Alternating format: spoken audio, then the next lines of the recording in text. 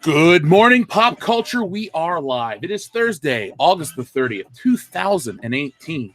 It's 7:30 a.m., and it's time to talk about another day in pop culture. So yesterday, we had 3 live streams, which were all pretty important. So we had Good Morning Pop Culture yesterday in the morning, as always. Then we had our impromptu Ryan Johnson stream, which turned into way more fun than I had anticipated. And then we closed out the night with our Avengers Infinity War live commentary. But today, we're going to take a look at this DC streaming service. We're going to talk about a couple other things. So, as you guys know, as soon as we hit that magical number of 200, we'll start the main show. But I wanted to say a couple things about last night's Infinity War stream. We talk about Star Wars a lot and how bad it is and how, moist the muffs are and all that other shit. But it was really nice and refreshing to watch something so fun, engaging, and the fact that it came from Disney is almost impressive. But think about it like this. It's not really Disney, it's Marvel Studios. The only thing you can give Disney credit for is letting Marvel Studios have the autonomy to do what they want. And look what happened.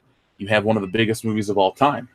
Now let's hope that there's a day when Lucasfilm decides to be on the side of the fans and be creative.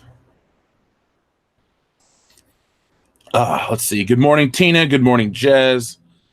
Good morning, Ricardo. Bork from Sweden. Well, Bork from America.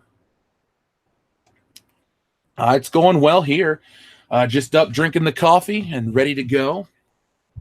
Like I said, I was really pumped about last night's Infinity War stream, and I'm really excited about tonight's World Class Bullshitters because there's so much stuff to talk about, but I want the other guys here for that. I don't want to try to cover the show twice on the channel, so we're doing something different. Morning from Asia. Cool.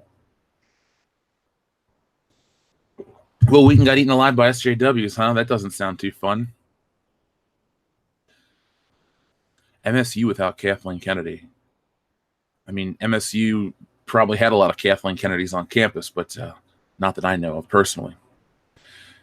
Is Disney distribution side for Marvel? I believe. I mean, they own it just outright. It's not like when you would watch a James Bond movie on Blu-ray, it says, 20th Century Fox Home Video.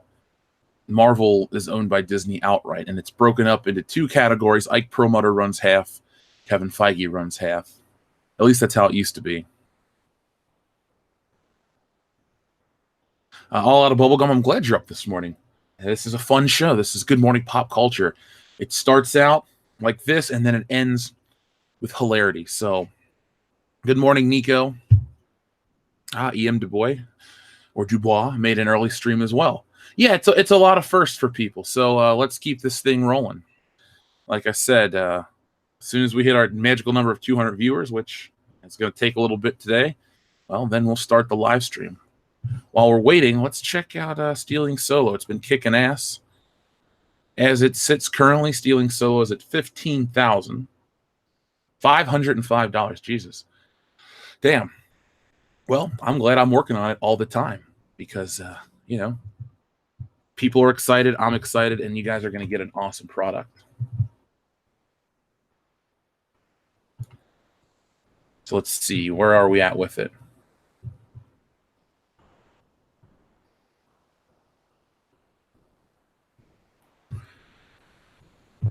So there we are with Stealing Solo Captain's Parody. Thank you to all 370 backers and everyone that's going to do it in the future. Thank you already.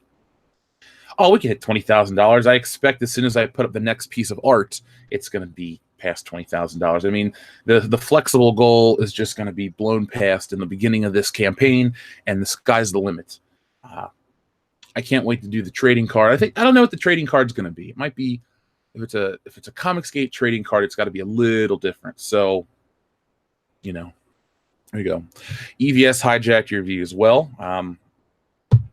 Well, those people are just going to miss out on Good Morning Pop Culture. So if we don't hit the 200 views, I guess we just go away forever.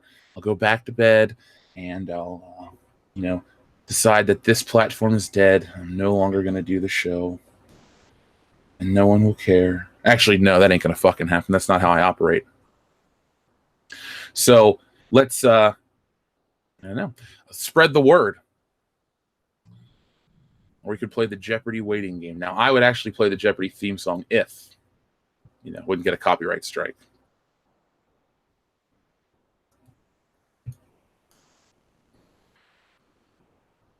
It's funny that you guys actually think that I'm going to stop the stream. I will wait, but I won't stop the stream. Well, don't worry. We'll start the show a little differently this morning.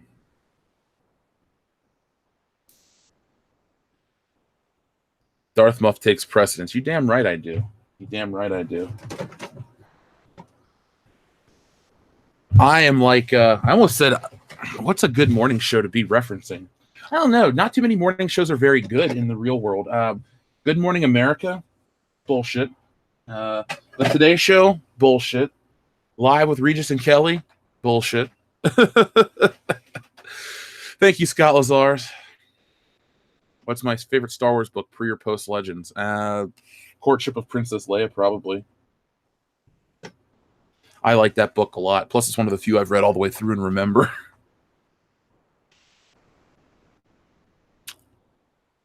Married with Children is a good morning show. Married with Children is a good any time of the day show. Once you guys start watching it, you'll realize that.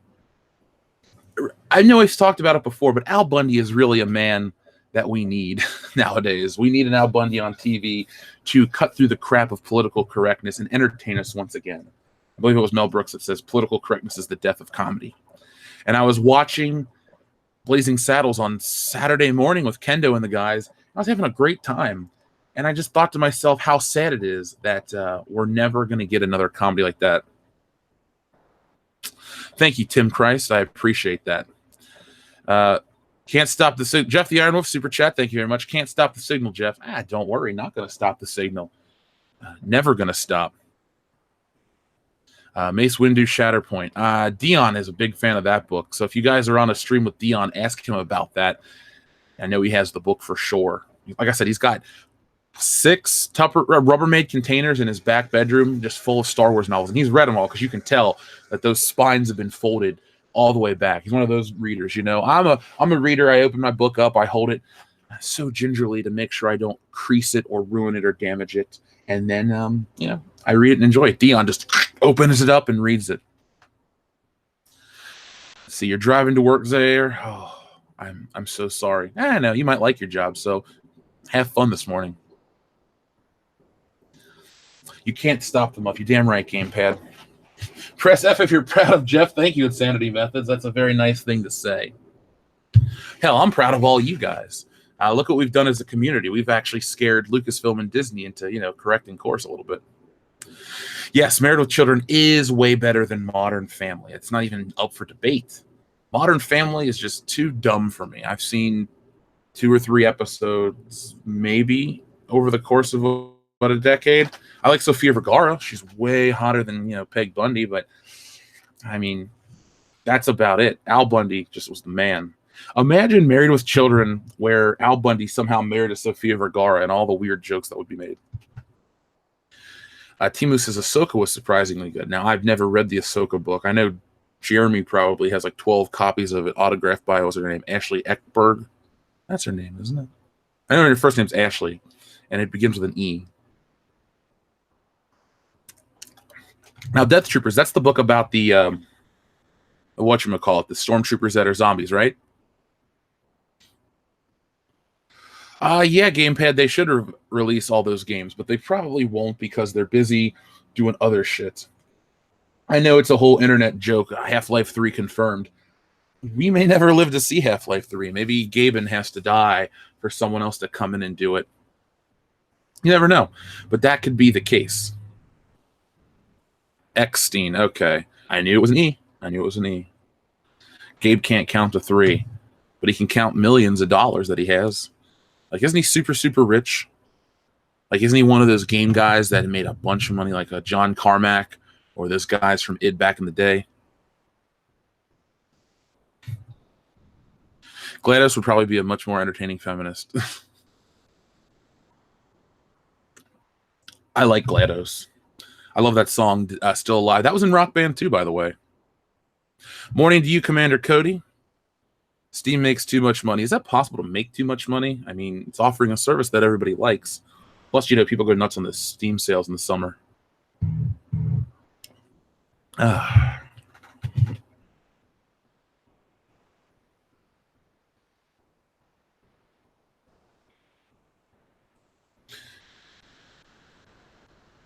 Okay.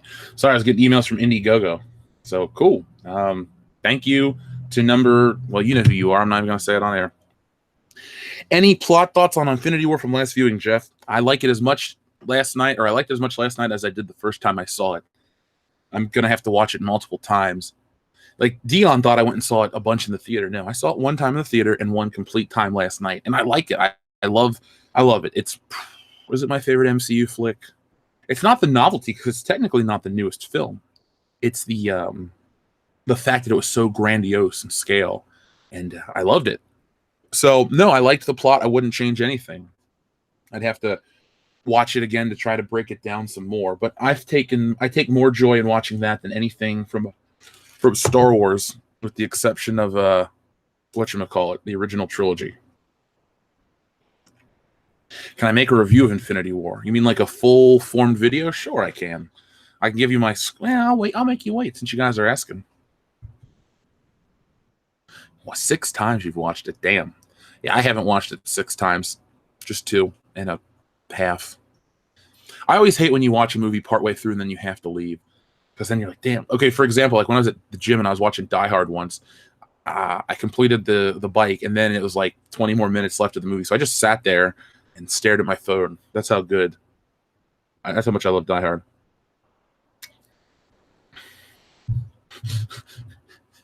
You're still laughing at Big Rig, Nick Utam. Well, all on Bubblegum, when you come to the World Class Bullshitter streams, tell us your Big Rig stories, because Big Rig Nick Utam needs to hear them. I'm glad you guys, Dr. Coffin Nails, don't worry. I started a little early this morning. I just wanted to get a start on my day. I was sitting here waiting. I thought, what the hell? Why not do this? Yeah, Die Hard is my Christmas movie as well, Benobi.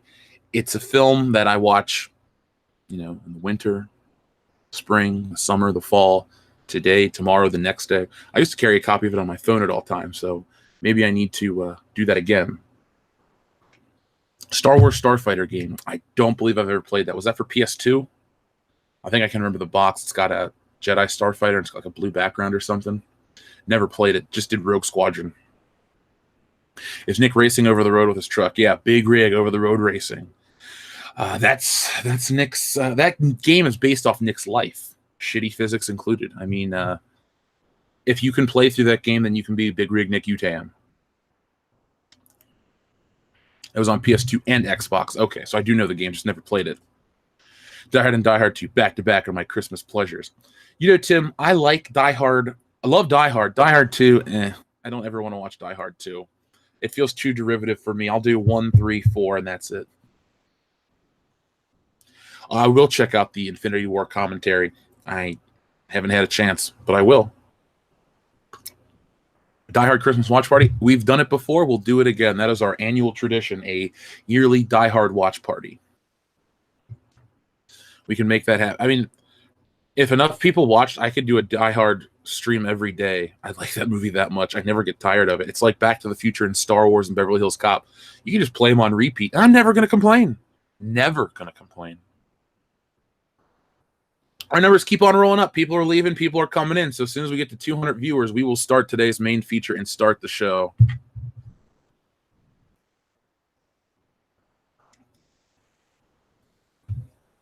Do I think Godzilla vs. King Kong will be the end of the MonsterVerse? I think it could be the beginning of the MonsterVerse if it's a huge hit. Because let's look at the original one. Neither of them win. So you can't kill off King Kong, but you can't kill off Godzilla either. So maybe they face a bigger threat, like Lord Zed or something crazy. Imagine that crossover with the fucking Power Rangers. That's where I think Hollywood's going to go, guys. You're going to get to a point where it's like, oh my God, something so crazy's got to happen to get people in the theater. Well, Hasbro decides, we're going to license Power Rangers to Universal Warner Brothers for this one movie, and we're going to do it.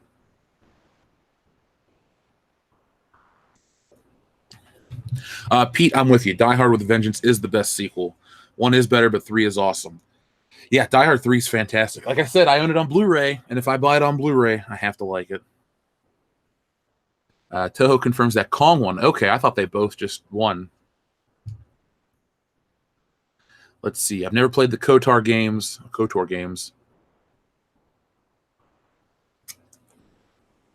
My mom didn't work at Kenner. She dated a guy that worked at Kenner, and this was 1979. So your Luke Skywalker would have already been out on shelves for a year. Michael from Retro Blasting couldn't even figure out why Luke Skywalker has a yellow lightsaber, but you might want to check out his video on it, Star Wars Follies with the Yellow Lightsaber. He goes into great details about that. I do know people that have worked at Kenner in the past. Usually they're like production people, though, on the line where they just like will take a figure and put it in a box and put it in a machine. So you might want to ask Retro Blasting to get the best answer. That's the best one I can give you guys.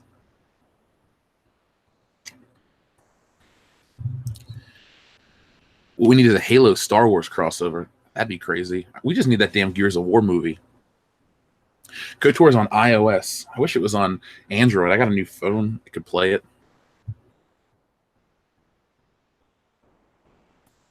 I had the Die Hard game on PlayStation 1. Fantastic game. It was so fun. Good morning, Superfan Adam Shawhan. Games on mobile look like trash, though. Yeah, well, I don't do much gaming at all. That's the only way they're going to get me to play a game is if it's on my phone. And maybe Spider-Man on PS4. It is on Android. Okay. So we're almost at that magical number. We're at 164 viewers, and we can start the show.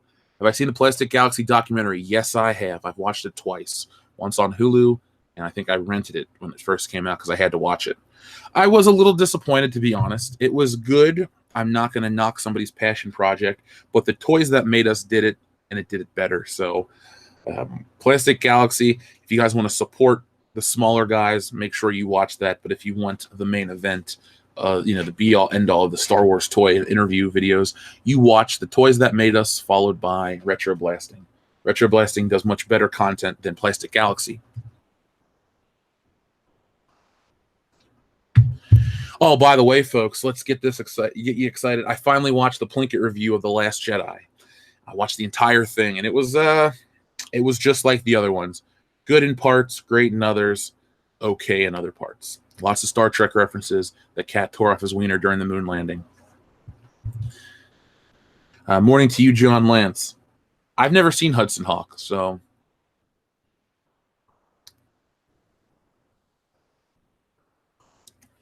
The stream was really good last night. I don't have Infinity War yet because it's the only thing I'm asking for Christmas. Well, Jared Ricewick, I'm sure you'll get it. By the way, you might want to check on Black Friday because it'll be like $7. So, if somebody's buying you that, get double the gifts.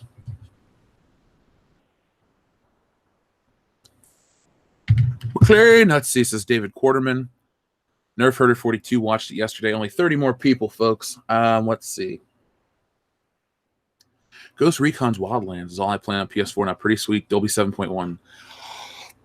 Dion would love that game. Morning to you, Parker DiMatteo. Welcome. Smash Ultimate. I'm going to buy that in a heartbeat. I will dust out a Nintendo system for that one. Video game movies rarely work nor sell well. I think it's because they do the wrong shit. People want to say, oh, it's because they don't make them engaging enough. Well, let's look at the video game movies that have been made. Mortal Kombat was not a failure financially, and I like the first Mortal Kombat. But we look at stuff from Uwe Boll. The Street Fighter movie's shitty. They're just poorly made movies. We haven't had a really good filmmaker lately go. Like the Resident Evil ones made money, but they're hokey and stupid. If we had somebody that took it seriously, like a Gears of War or a Halo or something, and gave us this big, sprawling space battle, and then you come to the ground and it's like Saving Private Ryan, then you get an epic video game movie that would make the money. I know a lot of people like to hide behind the fact that they're made, you take away the engaging aspect of a video game. Well, look at Double Dragon. They're just shitty movies. Robert Patrick is an okay actor, but look what the fuck he looked like in that movie. The Super Mario Brothers movie was stupid. My mom took me to see that in theaters as a kid. I loved Mario. I watched the cartoon. I played the games. I had a little pullback Mario on a Yoshi that once you let it go, it like moved. When you go to see the movie, it's dark and grim, and it doesn't look like Super Mario at all. So as a kid, you're thinking, what the fuck is this? Same thing with Street Fighter. It's hokey and stupid. Mortal Kombat was the only one that had it right. So as a kid, that was the only video game movie that I'd want to watch regularly. So it's possible to do video game movies right if you get the right people to make them. Somebody that gives a shit about the genre. Goth Nerd loves Super Mario Brothers movie. Well, hey, I'm glad you do.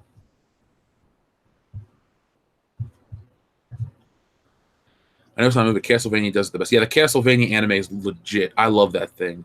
I don't really talk about anime too much on here, but I can't wait for the second season. A Legend of Zelda movie, so would I. I remember as a kid, I wrote a letter to Nintendo Power because they're like, talk about your ultimate cast for the Legend of Zelda movie. So I did.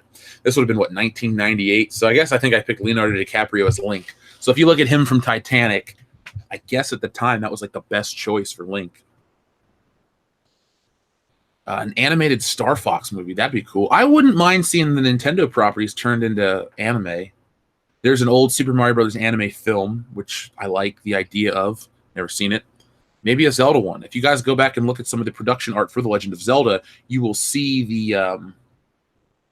the stuff looks like straight up like an anime cell. It's pretty neat. I didn't realize there was going to be a Metal Gear Solid film. Done right, that could revolutionize the movie-to-game industry, or game-to-movie industry. Kurt Russell is Solid Snake in a Metal Gear Solid movie. If this was 1985, 100%. But this is 2018. Well, Kurt Russell is just, relegated to the dad roles. Star-Lord's dad. Everybody's dad. Kurt Russell could play my dad. I don't care. I'd buy it. Yeah, well, I don't think fan films work because they don't have the money or the tone right. Their props look shitty. You need somebody that's, movie quality to make this stuff. I remember IGN did that trailer for not St. Patrick's Day, for April Fool's Day, and it wasn't that good. They're making a live-action Detective Pikachu movie. Isn't Danny DeVito the voice or something crazy like that? Oh, RoboCop versus the Terminator. That needs to happen. I'd watch that on film. I think that should have happened in about 1996, and you could have actually had a different Terminator, or you could have just had Arnold come back and then get his skeleton ripped off, the face part, and just had a stunt double play him the whole time.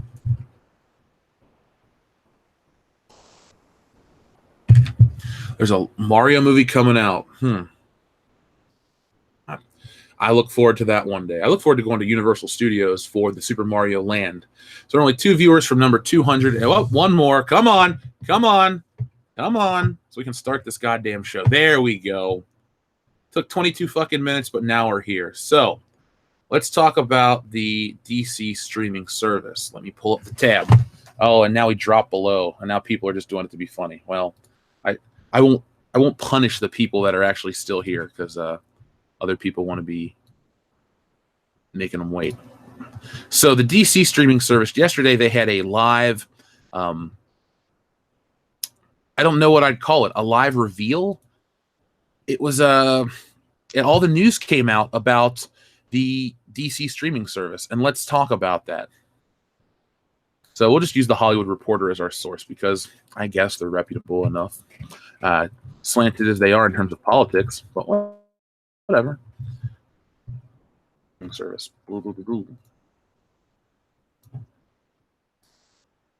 And now the Titans shit. That looks terrible. So the Greg Berlanti produced live action drama Titans will be the first scripted offering to debut on the $7.99 a month service. Ugh. So DC Universe, the forthcoming SVOD platform, is starting to come into focus. The $7.99 a month service will launch officially on September 15th, aka Batman Day, in the US, and will be the destination for scripted originals, both live action and animated, library content, both films and classic TV series, a curated selection of digital comics, a hub for breaking news in the DC entertainment, and other fan-focused offerings. Well, they start out with Titans, which looks like shit. Let's see what else they got. It's $7.99 a month, $74.99 for the year, and you get 3 free months. I know that. There's going to be a thing called DC Daily, which is hosted by Kevin Smith. Oh, wow. Surprise. Look what happens when you shill out hard. Let's see. Tiffany Smith will anchor the DC Daily, which will feature John Barrowman, Sammy Levine, Harley Quinn Smith. Wow. Sam Humphries, Hector Navarro. I don't even care about these fucking people. Titans looks like shit. Doom Patrol is a live-action series based on the DC Comics title of the same name. Jeremy Carver of Supernatural serving as showrunner. This could be interesting because it revolves around superhero outcasts. Robot Man, played by Brendan Fraser, Negative Man, Elastigirl, Crazy Jane, and they're led by a modern-day mad scientist, Dr. Niles Calder, and Cyborg. So we're going to have 2 different cyborgs. CDC, you guys can't keep getting away with this shit. Just pay, what's his name, Ray Fisher, the money to come on here. It's TV and movie actors now can cross the streams. They're also working on a Swamp Thing project, which is cool for some people. That'll be out in 2019. I don't personally care, but it's live action. Then you got New Young Justice, which people are freaking out over. You got the Harley Quinn show, which will be 26 half-hour episodes animated, launching in 2019. Stargirl, don't know what the hell that is. Metropolis. It's supposed to be like Gotham, but for Superman. Before the arrival of Superman revolves around Lois Lane and Lex Luthor as they investigate the world of fringe science and expose the city's dark and bizarre secrets. Sounds kind of cool, but I'm not really too interested in that. Now, here's where it actually seems kind of good to me. The library titles that will be featured on the DCU include original Wonder Woman, Batman the Animated Series, Super Friends, Birds of Prey, Teen Titans, Lois and Clark, The Adventures of Superman, Constantine, Batman Beyond, Justice League, and more. Now, before people ask, I've read it on other sources that Batman the Animated Series will be the new HD transfer, the new master. So if you don't want to put out money for the Blu-ray release, which I personally have already, you're going to get Batman the Animated Series on Blu-ray. That quality, you'll get that picture quality from the streaming service.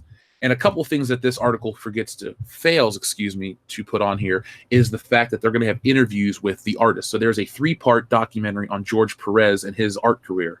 And if you don't know who George Perez is, he's one of the all-time greats at Marvel and DC, but he's mostly known as a DC guy. He did work on X-Men and Avengers back in the 70s, but then in the 70s and 80s, he worked on Teen Titans. I believe he's one of the creators of Teen Titans. He worked on Wonder Woman. He's probably most known for Teen Titans and Wonder Woman. Those are his big properties that everybody knows him for. And he's a really nice guy and a great artist. We'll look at some of his art in a little bit.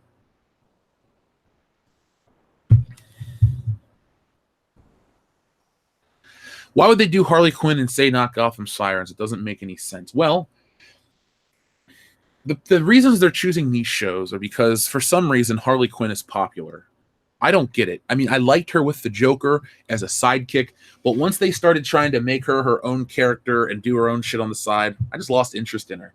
I mean, how many manic pixie girls do you need in the DC universe? None, if you ask me. I'm not really interested in the Harley Quinn show.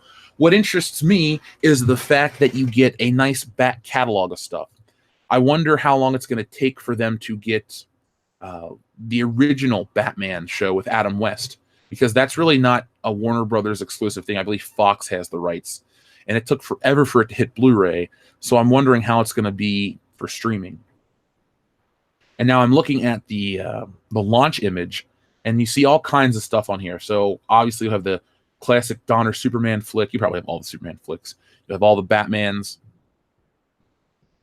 Do you think they'll start putting the DC streaming? They'll start streaming the DC movies, the new ones, as soon as they come out on Blu-ray, or do you think they're going to wait to, up the DC Blu-ray sales? Because hypothetically, you can sign up for a month, watch the movie, and then cancel your subscription, so you paid $8 instead of $20. But how much actually goes directly back to Warner Brothers in terms of each DVD sale? Is it more than what you'd pay for the month of streaming? I don't know. It's interesting that they're promoting you can get the old Fleischer Superman on here, because that is in the public domain. So if anyone doesn't know that, we could actually stream that Superman cartoon from Fleischer Studios because it's all public domain. It's free to use. Yeah, Zaire, they're doing the Fleischer stuff. Batman series, I don't know. I don't know how much of a demand there is for the old serials. There's the old Shazam serial and Batman. It'd be a neat thing too is if they had MP3s of the old Superman radio show. Like pretty much, if you're a fan of DC, they talk about this curated list of comics. What they need to do is eventually archive all their shit, and for $8 a month, give you so much content that you don't have enough time for 1 month. Like the WWE Network. You may hate wrestling, and that's fine.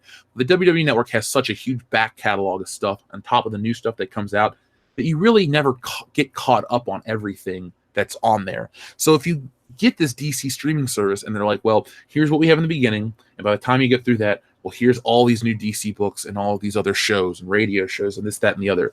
They need to make sure from the get-go that their app is optimized perfectly, because there's nothing more embarrassing than launching something and it fails. So if I get this service and I'm trying to watch something on my phone and it keeps crashing, I'm gonna be pissed.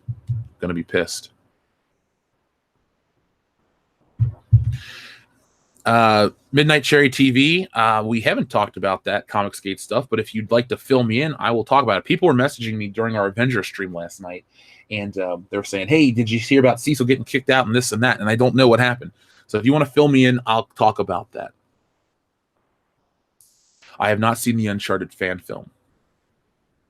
Does anyone remember the really good DC Nation stuff on Cartoon Network? That stuff was great, shorts and all. Yeah, I remember that. Marvel had something similar over on Disney Channel, but it wasn't as good as the DC Universe stuff. Hell, I even liked the Green Lantern show that was on Cartoon Network in 2011, 2012. I'm not saying it's great, but that was fun. And maybe they can use this streaming service as a testing ground for bringing back other shows outside of Young Justice. Cesare Japan, thank you very much for your super chat. Too many streaming services spread out far and wide. People cut cable for choices and convenience, but this approach is going to kill the momentum. Well, Cesare Japan, I do agree that certain streaming services are too much, like the Disney streaming service. Now, if this was strictly just DC movies, I would agree with you, or if it was just Warner Brothers movies, but this is an interesting test, if anything. I'm not saying this is going to be the be-all, end-all of streaming services. It doesn't have the world-class bullshitter stamp of approval. What it does have, at least in my opinion, is the ability to be truly great. I mean, Marvel has their mobile app for their comics, and that's about it. But this will have comics, cartoons, movies. What I also like is the exclusive access to their store. I'm a nut for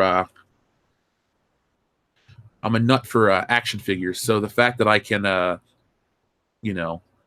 buy exclusive stuff is worth it. Let's see. Jaron Ricewick says, you get a streaming service and you get a streaming service. Oprah gets her own TV channel. Could you imagine the Oprah Winfrey streaming service? You just go to celebrities and you just get the Tom Cruise collection. It's just, 8 hours of him jumping on a couch from different angles, raw footage, maybe his lizard mask pops off or something.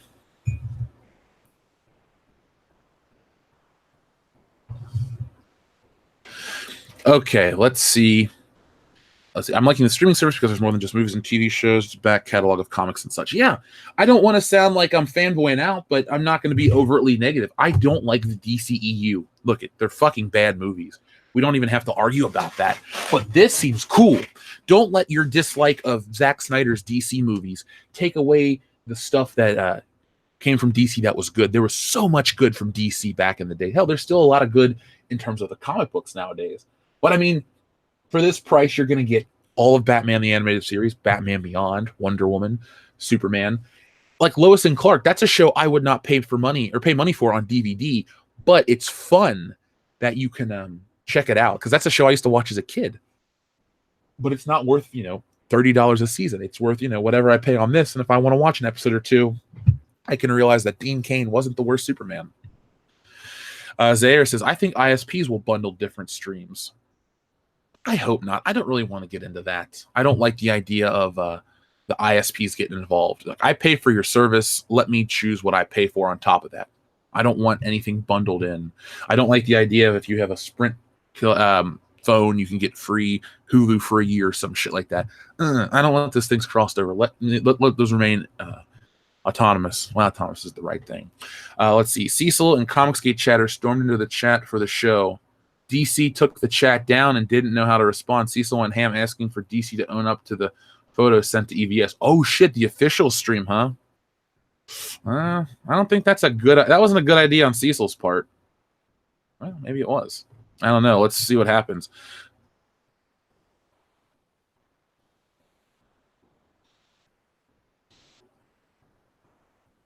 If you got points for DC title watching in that would be cool if you watched the shit and got discounted toys. I would watch. Oh, but Batman the Animated Series doesn't count. You have to watch the new Harley Quinn show to get discounts. That actually isn't a terrible idea because that way they can show their investors, hey, look at this show's working, maybe, and you'll get cheaper shit. So I like that.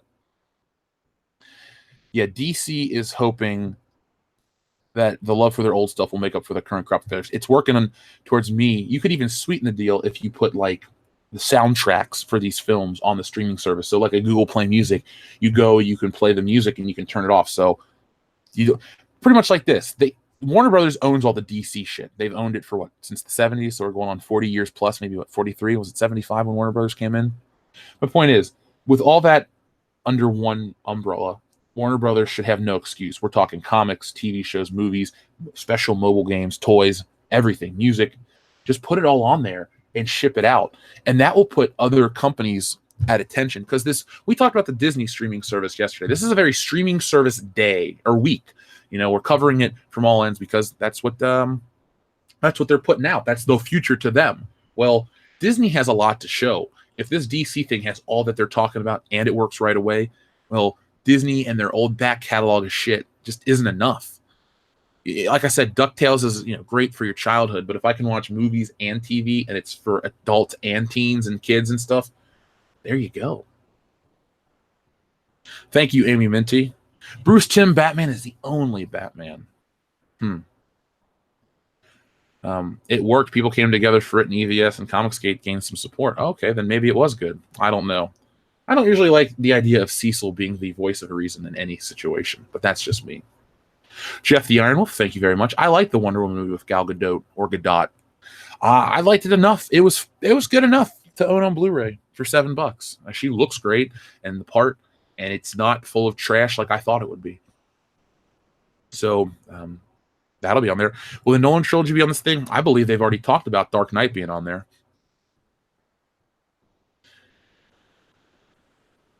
I also like the encyclopedia and social media function with the service. Yeah, see, these little things like that. You can tell this is curated by comic book fans as well as DC fans and not social media, but digital media fans. And it's going to be interesting. I hate Suicide Squad. I'll never watch it on here.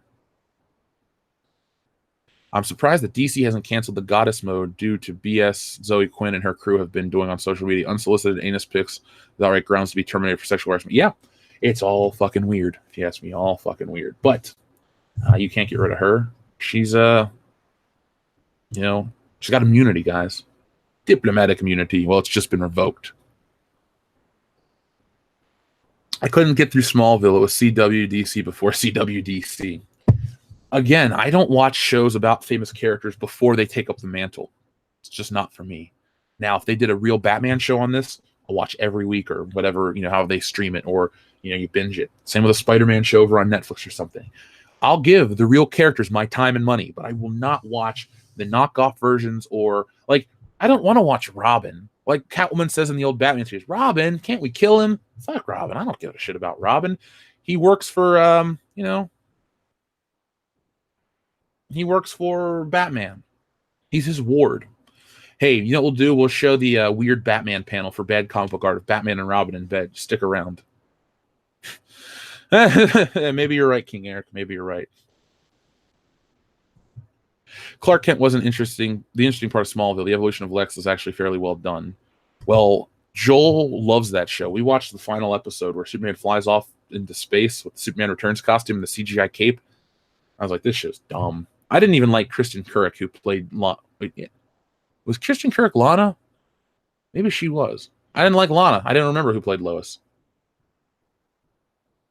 If they want to hook me with a Robin story, because somebody brought up Nightwing, what you do is you have Batman betray him in the beginning, and then you have a show about him trying to prove himself to Batman or get revenge on Batman or something. and then it kind of ends with you know, them reconnecting.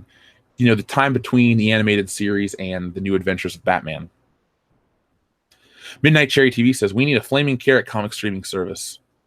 I agree with you, Midnight Cherry TV. We need Mystery Men back. I mean, next year's the 20th anniversary. I say we spend at least the entire month of June celebrating the lineage of Mystery Men. We'll go and talk about every film Ben Stiller's been in, Pee Wee Herman, the guy who played the Sphinx, all of them. The Blue Raja, all of them. We love that. Will I give Titans a fair chance? I don't think I'm even going to watch Titans. Unless you guys request me to review it, I probably won't even watch it. I'm not even 100% sold on the streaming service yet. The price is right. And if I'm being honest, the economics of the $74.99 for the year, and you get 3 extra free months, so 15 months of streaming service for $74. That's not a bad deal. I mean, let's be honest, it's not a bad deal. But let's break that down a bit. So, where'd the calculator go? If I could count. So, we got 75 divided by 15. So, that comes out to $5 a month. So, for $5 a month, you're going to get all this DC streaming. And maybe it's worth it. We'll see. We'll see. The Cobra Viper said, so Jason Todd's Red Hood story. Well, I kind of meant like maybe I kind of wanted a drama where Batman's solo with Batgirl and Dick Grayson runs off to become Nightwing and then comes back. Jason Todd's Red Hood story is cool, and I like that. There we go, right there. The DC animated films, those are all going to be on there. The ones that you used to pay $20 for on DVD and Blu-ray, those will be there in glorious high definition. And I'll go back and I'll watch all of those too. It seems like the deal's getting better all the time. Will Titans drop all episodes? Well, let's see together if they say that at all. It doesn't. It says Titans was announced back in April. Oh, here we go. It will debut October 12th with episodes released weekly for 12 weeks. The series will have its world premiere on October 3rd in conjunction with New York Comic-Con. Do you think they're going to be able to recover from that horrendous San Diego Comic-Con trailer? Because I'm not trying to play all Doom Patrol and gloom here, but that trailer was laughably bad. We're talking Star Wars Resistance bad, Ghostbusters 2016 bad. Well, nothing's that bad. But my point is, that was just so embarrassing. You had the whole SJW outrage over Starfire, who just didn't look good. Beast Boy looked stupid. This looks like cosplay in front of me. Sometimes they try to translate something too literally, and it doesn't work. Maybe if you shot these things like a movie and put up the money, people would get excited. You know, if you look at the Nolan suit, the first one, the Panther they call it, in the right lighting, it looks epic and intimidating. If you look at it in like plain lighting, it looks kind of silly and hokey. So you got to do this shit and film it the right way. This mood lighting bullshit right here just doesn't look right. This is just, I guess this is a bad screenshot, but I don't know. I'm not sold on this dude as Robin. But that answered your question right there. It comes out weekly. So we're going to watch that together, I guess. Maybe we'll do a weekly watch party if I do get this service. So, what else are we saying? Dumpster fire. Yeah, it looks like the new Raven put shame on the goth life. Good morning to you, American Trent.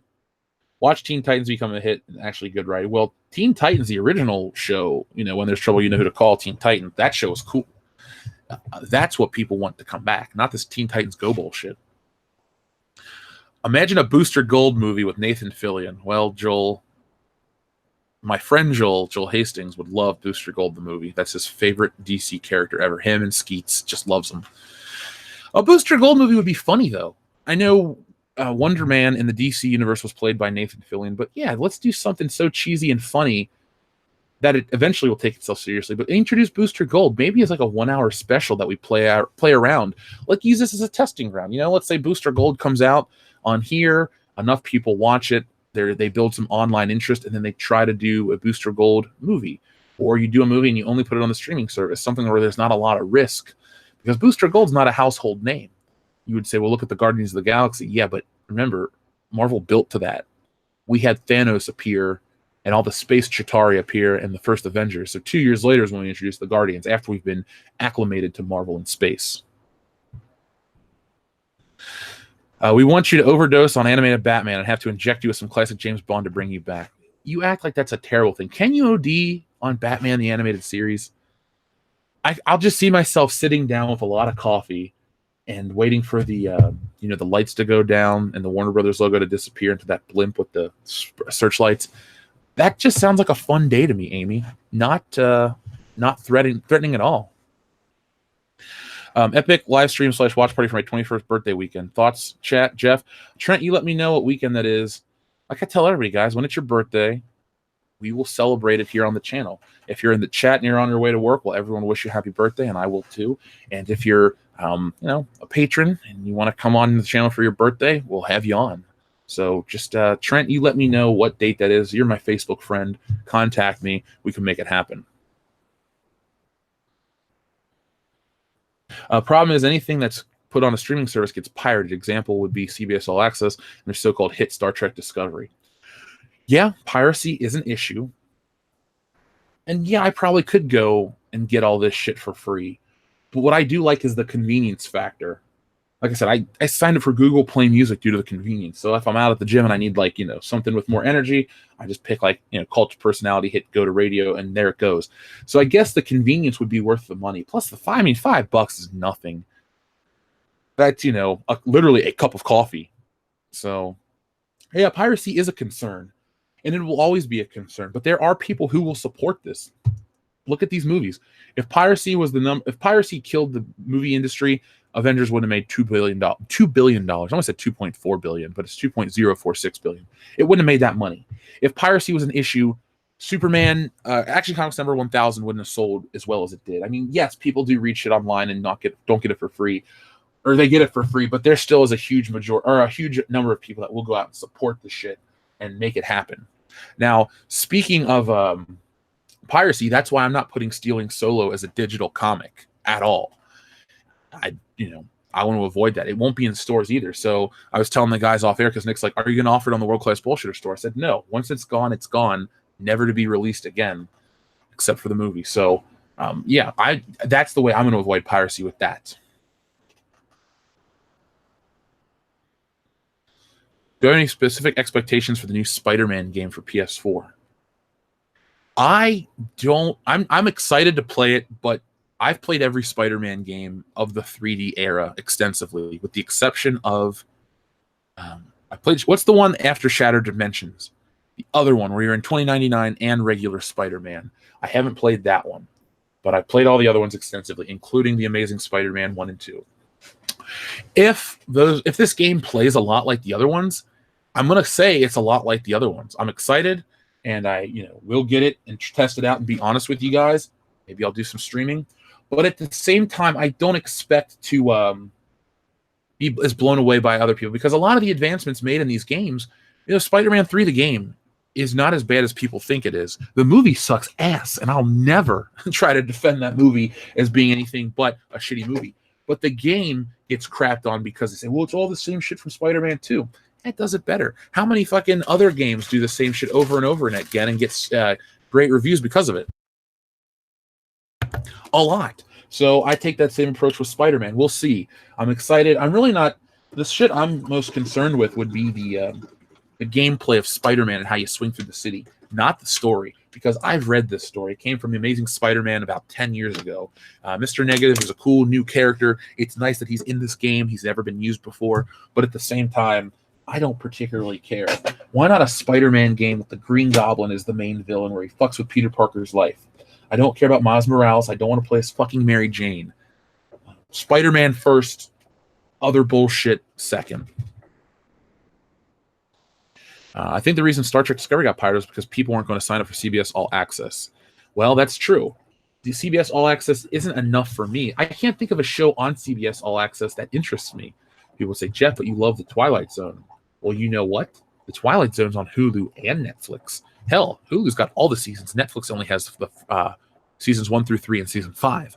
So, again, when DC or CBS launched that, it has no interest to me. I don't want to watch The Big Bang Theory without commercials. I don't want to watch the show at all. So, fuck it.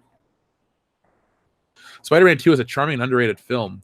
I don't think Spider-Man 2 is underrated at all. It has, you know what? Let's look at this together. I believe Spider-Man 2 has one of the highest Rotten Tomatoes scores of any superhero flick. So let's see. Spider-Man 2, Rotten Tomatoes. Okay, so currently Spider-Man 2 sits at a whopping 90 what? Spider-Man 2 has a 93% tomato meter score on Rotten Tomatoes and an 81% fan score. So Spider-Man 3, I would never say that Spider-Man 3 is underrated. It didn't make as much money as Spider-Man 3 because remember, Spider-Man 3 is coming off the heels of this film. So usually when you have a sequel make tons of money more than the one before it, it's because the other one was so awesome. And Spider-Man 3, well, it followed the best superhero movie to date. And then it kind of, was disappointing. But yeah, see right here, Spider-Man 2, 93% on Rotten Tomatoes. It just, for me, it's always number one in my heart. Even last night during our stream, I said, guys, Avengers Infinity War is a fantastic film, but I think I like Spider-Man 2 more. I took 20 minutes to load the stream. Holy YouTube, Batman. I'm sorry that it's a YouTube issue, but I'm here every morning. I'll be here every morning. Shit, I'll be here soon, more mornings a week. So hopefully YouTube gets that worked out because you guys need your good morning pop culture fix on the way to work. It's the best way to start your day and then go to work. When you're working and lurking on your way to school, hanging out, hey, you're on vacation. Maybe you work from home. Have us on in the background. Have me on in the background. Yeah, ZX Spectrum, high five to you too, dude. Now, let's see. Spider-Man 2. Now, here's one thing I want to say about the audience score. Is that still calculated to this day? Because you might have a lot of people that have gone out of their way to rate it lower because they dislike the Raimi trilogy. They have problems with the organic webbing and stuff like that. Oh, it's not Tom Holland. It's not Andrew Garfield. Well, you know what? When this shit came out, it was better than anything. I mean, this was before the Nolan Batman flicks. This is right in the middle of, the X-Men trilogy and stuff like that.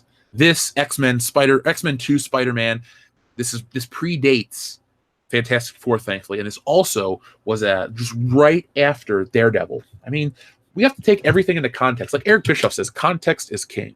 And I think if enough people, nobody here, of course, took their heads out of their asses and watched Spider-Man 2, really watched it, paid attention to what they were trying to do with the story, not focused on the shit that was in Spider-Man 3. They focused on number 2. Watch 1 and 2 together. You'll see how truly great they were and how they got the character right.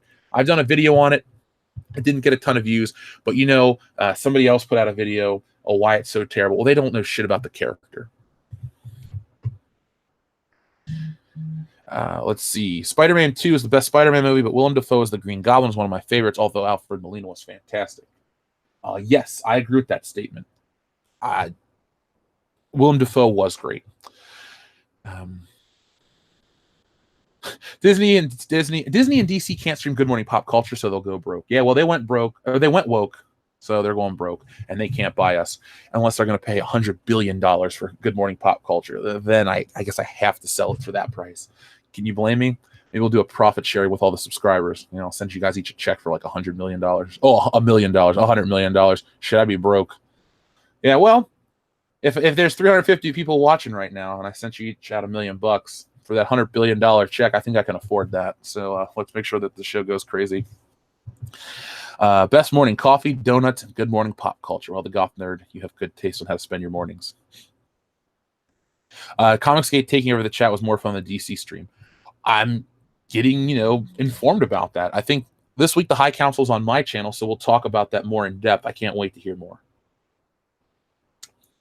I know I'm in the minority here, but all I know is the incessant screaming of Spider-Man 2. I remember that too.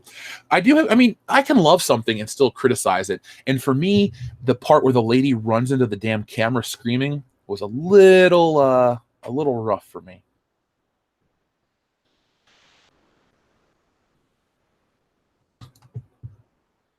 Oh, somebody says Spider-Man 1 was the best of them all. Interesting. JP Force is just subbed, waiting for a check. Well, as soon as Disney cuts me my $100 billion check, you guys will all get your $1 million checks. Don't worry. I'm a man of my word. I've lived up to everything else I've said on this channel. So Disney, pony up that cash. Let's get these people paid. ZX Spectrum says, when they put the mask back on the train, I cry.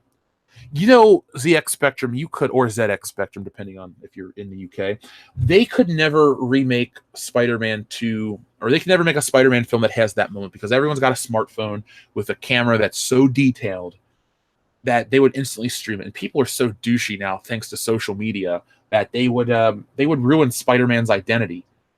That is a nice moment in 2004, which isn't that long ago. Let's be honest, people, where they pick him up and they dust him off, and they're like, we believe in you and all this stuff. And Spider-Man gets up ready to fight and then gets knocked down again. Spider-Man 2 has a lot of really important themes that a real movie would have, not this bullshit high school drama that people think Spider-Man's all about. Look, 28 issues I said in the video, 28 issues of him in high school. Then he moves on. Spider-Man's meat was in college. We're talking from 65 to 1980, 1990 something. He was still in college or in grad school. So we're talking a chunk of his character was, there. Maybe the suit was developed early, but his character changed throughout the years for the good in many ways. And the world around him got richer. It wasn't just hanging out in fucking high school and going home to Aunt May and then running around the docks at night and fighting gangsters. No, once Ditko left and the character got a little older, it got better. And even if we go back and look at the letters page, the number one request was get Spider-Man out of high school. Let's let him graduate. And then they did, and then the character still took off even more. We need an old man Tobey Spider-Man movie. Hey, I love Spider-Man with Tobey Maguire, but I don't know if that would work. I do like to live in an imaginary fantasy world where in the middle of the Avengers battle, this Spider-Man swings into the fight, joins the fray, and then at the end, he just leaves. Like, they don't know who he is. They're like, we'll figure it out later. But S.H.I.E.L.D. never can.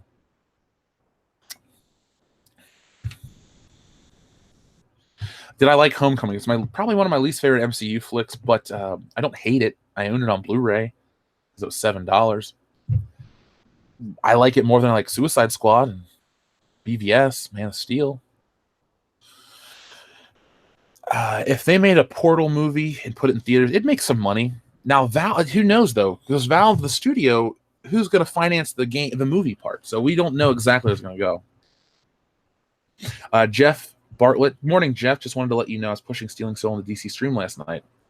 Well, thank you, Jeff. That's why we've had such a big jump. I mean, Stealing Solo is kicking ass. Thank you to everyone who supported it. Thank you to Ethan, who definitely has gone out of his way to build up the comic book. Wow, it's gone up even more since this morning, since we started. So, thank you to everybody. I will be getting this page to the colorist today, and then I'm going to, as soon as I get it back, I'm going to put it up, and I'm going to start altering the stretch goals for the good. So get excited.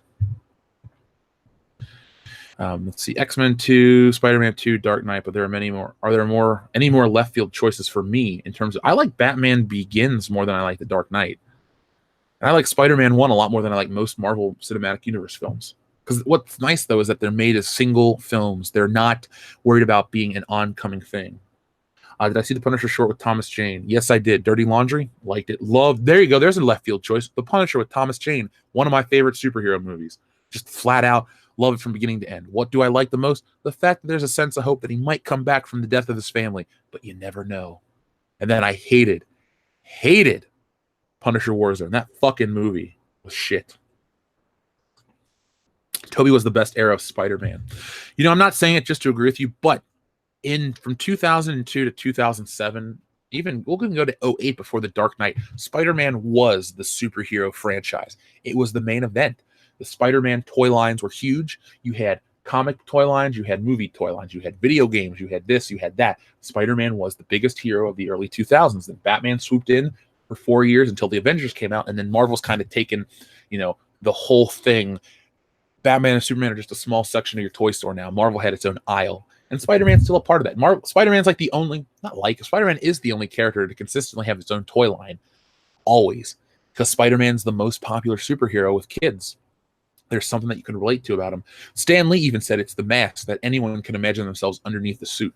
Maybe that's the case. Maybe, subconsciously, that's why I liked it so much as a kid. There's something about the eyes. There's something about he's a normal guy that, puts on a suit, jumps out his window, and he's a superhero, and he comes home and he's back to the normal guy. That's something we can all imagine to be. Swinging Cod says, the Portal movie can be financed by the sales of Half-Life 3. I'm sorry, I can't finish this thought laughing too hard. First off, Swinging Cod, thank you very much for your super chat. Half-Life 3 would make, $2 trillion, and they could finance it, but it'll never happen, sadly. It'll never happen. Yellow Brick Rabbit. How about the Phantom? The Phantom was awesome. Well, we met the Phantom this weekend, Billy Zane. So if you guys go through our back catalog and watch the video of Dion in a turkey suit, meet the Phantom himself. He was a very nice guy.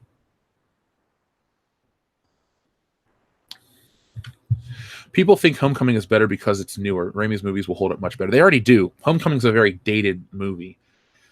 Once this millennial, well, not the millennial craze, but once they stop making movies about this era of kids in high school, that movie will be really dated because people look back and go, were we really like this? I mean, Spider-Man has the criticism that, oh, well, they're so old in high school. And yeah, I'll give you that. They are a little old to be high schooler kids. Fine.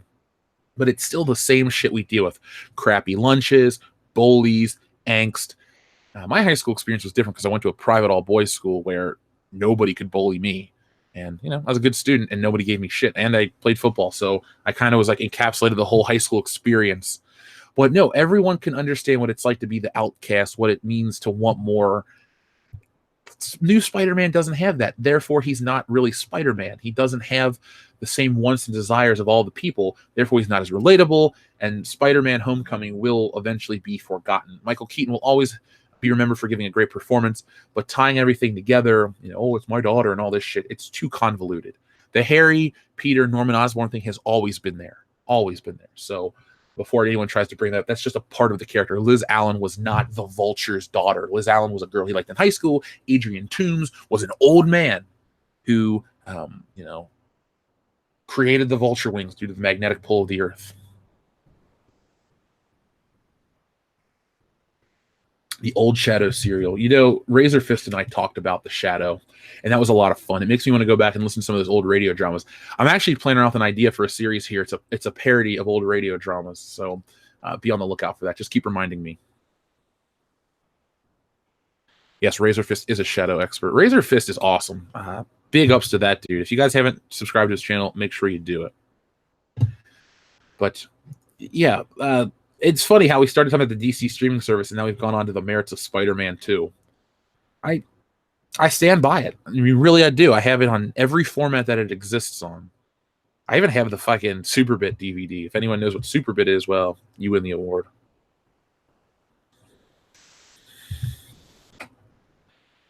All right, see you, Jaron Ricewig. Have fun at school. That's so weird to say that to somebody. Have fun at school. Because I don't talk to anyone in my personal life that still goes to school. Dion's got a kid and he sends him off to school, but yes, Razor Fist is awesome. It was through Razor Fist that I found you guys. Oh, okay, cool. Well, then the collaboration was awesome. Let's see. In your opinion, who's the most overrated Marvel or DC superhero? Overrated Marvel or DC? I think Deadpool is a very overrated Marvel character. I like Deadpool. The movies are fun. That's all I can say. I do think the character gets way too much credit. And it really depends on who writes it. I mean, if you go early Deadpool, that's shitty. And then they eventually find a nice medium in the late 90s, early 2000s. And we're nearing like critical mass for Deadpool. Yes, I have the UMD. I have a PSP. Overrated DC superhero. People would say Batman. The Batman's not overrated though. Batman has have fun storming the castle. Every time somebody says that, I keep thinking of the line from Superbad. Have fun fucking Jules. I will. That's just my comeback for that, but no one would get it. Overrated DC character. The Flash or Aquaman? Well, I don't think Aquaman's overrated. People don't really like Aquaman. I like Green Lantern. I think he's underrated. Superman, just the right amount of rate. Batman, Wonder Woman, they're fine where they are. I'll go with the Flash. A little overrated, but that's just me. Thank you, Pete. Yeah, Deadpool's good, but not amazing. The movie did change my opinion so much as I went out and bought an action figure of Deadpool. 2 of them to be. I have the X-Force and the regular Deadpool action figure, but I don't do anything else besides that. Yeah, Harley Quinn. We'll go with Harley Quinn as DC is overrated. I don't like Harley Quinn at all anymore. Good point, Lord Batman. The problem with the new Spider-Man is he gets everything he wants. Therefore, he has no struggle. The struggle is supposed to be the whole thing. Like I've said before, wealth and fame he's ignored. Action is his reward. They took away that key element of the character. They're just trying to give all these kids like, oh my god, imagine being Spider-Man, be so cool. The fact that you leave Spider-Man 2, like Spider-Man 2 ends a lot like, Empire and Infinity War, where it's like, man, he may have won this little thing, but overall he lost the girl and now he's back to being depressed. Then you get that little like, oh, go get him, Tiger, and she comes back. But there's that weird somber tone of music that hits, and you're like, oh man, this isn't going to end well. So it's not the happy ending you think it is. And then, Spider-Man just has to deal with this shit. It's a powerful movie. Spider-Man 2, I stand by that all day, every day. Bat Family, the only count Bats and Bats Girl. Most overrated for both Marvel and DC. Homecoming, most underrated Batman 89. Oh, you wanted me to do the films, not the characters. My bad. Yeah, most overrated Marvel flick. Yeah, I could see you saying Homecoming. I think that movie's overrated. It's not that great. I mean, I got into a little tiff earlier, well, was it last year actually, where I was talking about critics that went on and on about it. A lot of people that praise that movie don't get the character. Entertainment Buddy, thank you very much for your super chat. I believe this is your first because I remember that face. First Amazing Spider-Man is way underrated. I think it's pretty much accurately in its own place. That's my opinion. Remember, guys, we're talking about, the struggle for Spider-Man. He's when Andrew Garfield plays him, he's got perfect hair. He looks like a model. He's a skateboarder. He's this, he's that. He could be a jock. Really? Like, you're not supposed to want to be Peter Parker. You're supposed to want to be Spider-Man. They've glamorized Peter Parker to a point where he's just no longer, Spider-Man. He's no longer that character. Black Panther and Homecoming are overrated. Yeah, I forgot about Black Panther. I try not to think about it too much, to be honest, because it pisses me off. Not even the movie, just the people and the hype around it. But yeah, Black Panther and Homecoming are the two most overrated, I would say. Followed by, what's another MCU flick that I think is kind of iffy? Iron Man 3? I don't really like Iron Man 3. I don't say it's overrated. I think it's in the right place. Now, DC flicks I think are overrated. I would, at one point, I would tell you The Dark Knight's overrated, but I don't think it's overrated. It's very good. I just don't love it the way other people do. Wonder Woman could be considered overrated. I think it's I will say Wonder Woman. It's a good movie. It's not the life-changing event that the media want to make it out to be. Original Thor and Thor 2 are overrated. I don't. Are they overrated though? Because most people shit on them. I personally hold Thor in higher regard than like 90% of the population. I do like that story of a god becoming a man, learning humility, and then becoming human. And then thankfully, once we get to the newer movies, Thor understands humanity, but he's still a noble warrior, and he's vicious, like in Infinity War, how he fights Thanos. Amy Minty posted some bad comic art. I'm glad you did, because I did forget to check it out. Here we go. I'll pull that up later. I keep the World Class Bullshitters Power Rangers fan art up all the time because I love it. The DC or the Marvel swimsuit issue. We'll show this in a little bit. Don't worry, we will, folks. You may not want to see it, but we will. Super chat from Zaire. Thank you very much. My mother, Jamaican, thinks Black Panther is a terrible movie because he didn't seem heroic in his own movie. That's an excellent point, Zaire. Here's the thing. People want to act like Wakanda. Oh, Wakanda's this dream place. We need a Wakanda. Doesn't Wakanda want to keep everybody out? Like, they want to stay hidden. It kind of is like the antithesis of what these people are building it up to be, which is almost kind of funny to show you how dumb some of these crazy social justice nuts are. They want to praise a movie that kind of goes against a lot of the stuff they say. They're only looking at the surface wokeness. I'll give Black Panther credit for not instantly crumpling under the character, the change. He's like, we'll slowly look into it and evolve, type of thing. I hope they never go back to that. I hope there's never a Black Panther 2. The story was one and done. And I'm not saying that you wouldn't make it due to the money. My point is, what else is the character going to do? Is he going to come to America and be a savior? I don't like that. That shit Tony Stark does. That's just like the same character. You got the black and white version of the same character. No, thank you. He should go and do other international stuff, go on more missions, more spy missions. I like that idea. What'd be crazy is if this invasion, since it all happens on Wakanda, if no one ever found out about it and they never, society doesn't know about what happens and Wakanda still stays hidden. I would like that. Star Wars is about the king of what we don't want. Yeah. Thank you, Todd Rector. Have a good one, Logan Michael. We'll see you. Wakanda is a fictional paradise. They'd still be living in villages as the only advanced African societies were the Egyptians and the Arabs. Yeah, I guess. I don't really know too much. I'm not really the history buff. I mean, I know obviously about Egypt. We learned about it in school. I'm okay with them being advanced and technologically, superior from the minds. Well, no, never mind. The rumor was that the asteroid that crashed was supposed to be was it the Soul Stone or some kind of stone? It wasn't. So never mind. That was always my theory. Though that thing gave him the what does Loki say? I am gifted with some kind of glorious knowledge or no glorious power or something. Maybe. Let's see. Carl Manvers is going to take care of that. I don't want to think about that. Ugh. Carl Manvers ain't the future.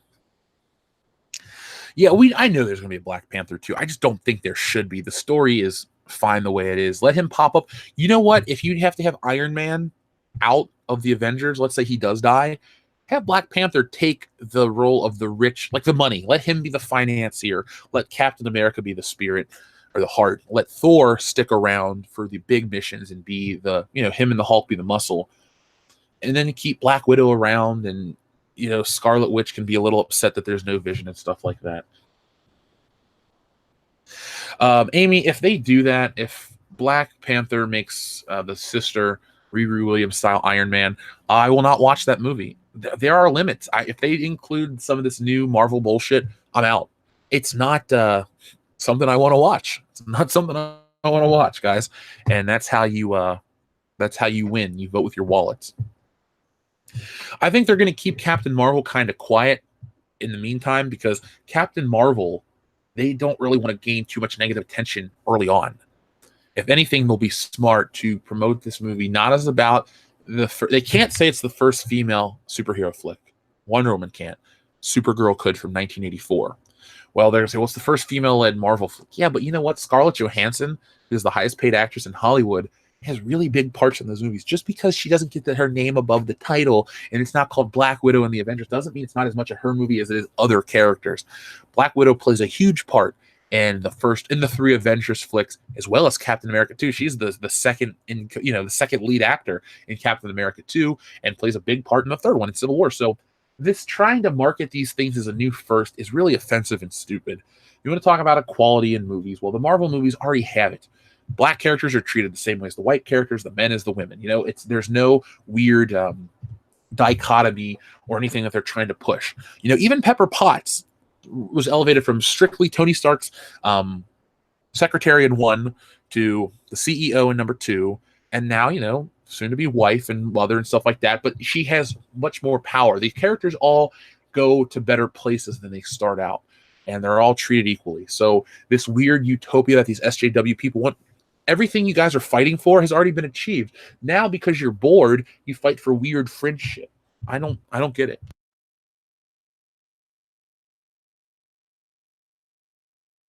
But that's just me.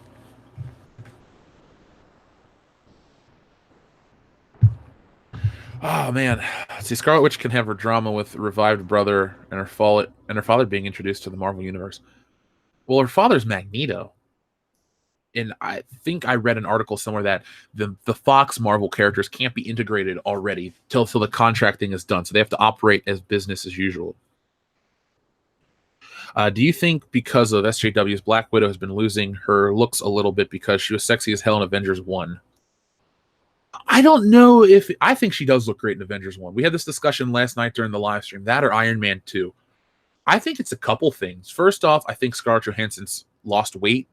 I think she looks better the way she did before, but she's a lot thinner now than she used to be, so the curves are less defined. I don't think they've tried to make her any less attractive. I think she just looks different herself. They still do the butt shots and all that crap. See, I had this discussion last night with the guys, and I think this is perfect for Good Morning Pop Culture because this is more me and you guys having the discussion. But Marvel's never been afraid to sell attractive people, the buff shirtless men, the TNA with the women. Because let's be honest, the Marvel ladies, all the main ones, are good-looking women. They're not trying to push a social agenda. They're all good actresses first, attractive second, but they are attractive actresses that can, do both.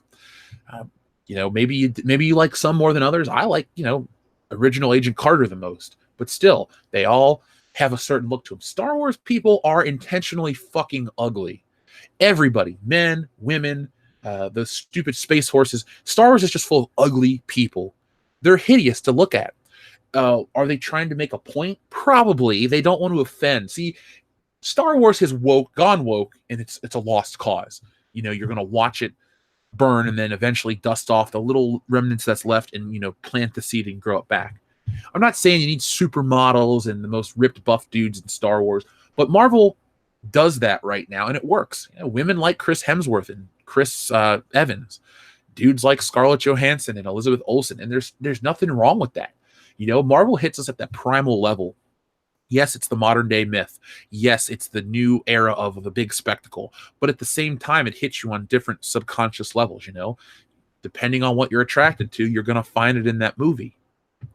That's not a bad thing.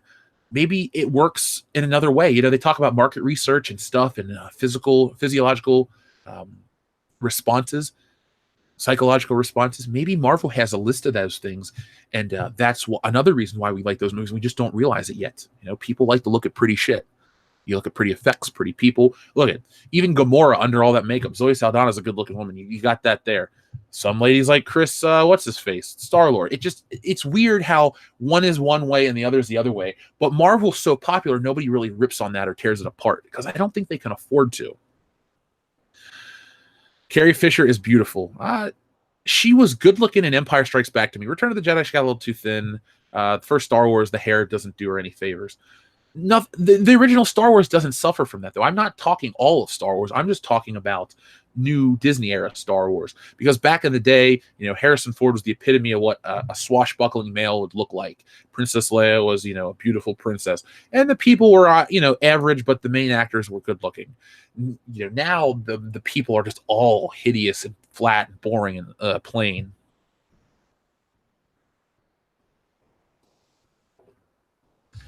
Let's see. ScarJo looked pretty in Ghost in the Shell in some shots, than in others like a midget monster. Weird. Just depends on what the people are wearing, the angles, the lighting. I know that from drawing. People look different from certain angles, and you'll be surprised the shapes their faces and heads can take, depending on the way they're shot. Amy Minty says, I want Chris Pratt to have my baby. See, my point was proven.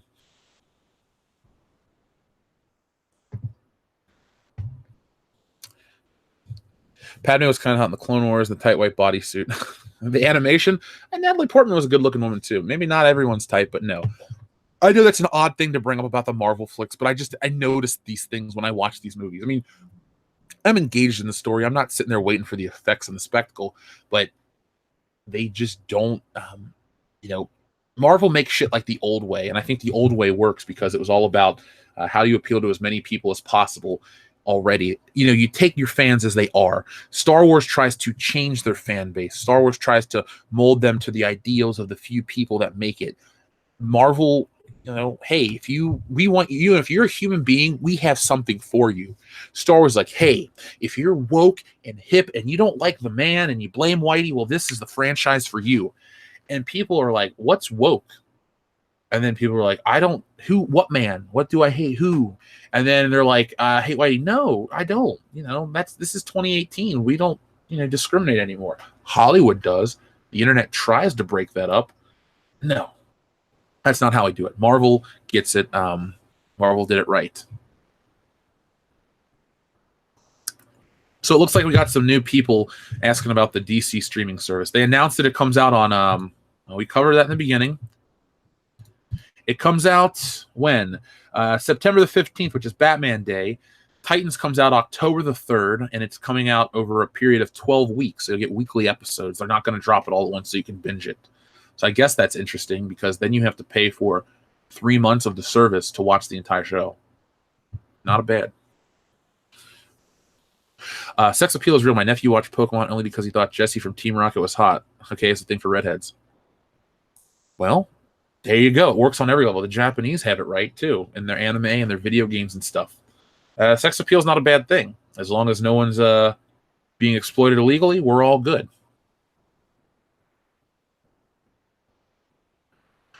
I did not see anything from Comicsgate last night. You guys got to understand that we did the Infinity War stream, and then I went to bed because I do have to get some sleep between this and the comic and the night shows and all that stuff. So, I'm firing on all cylinders, but I do need rest, and I don't have time to watch much of anything. So after this show, I'm going to get up, I'm going to eat something, and then I'm going to listen to my podcast that I listen to while I draw. I'm going to knock out this page, send it to the colorist, and then as soon as I get it back, you guys are going to get the first exclusive look at page.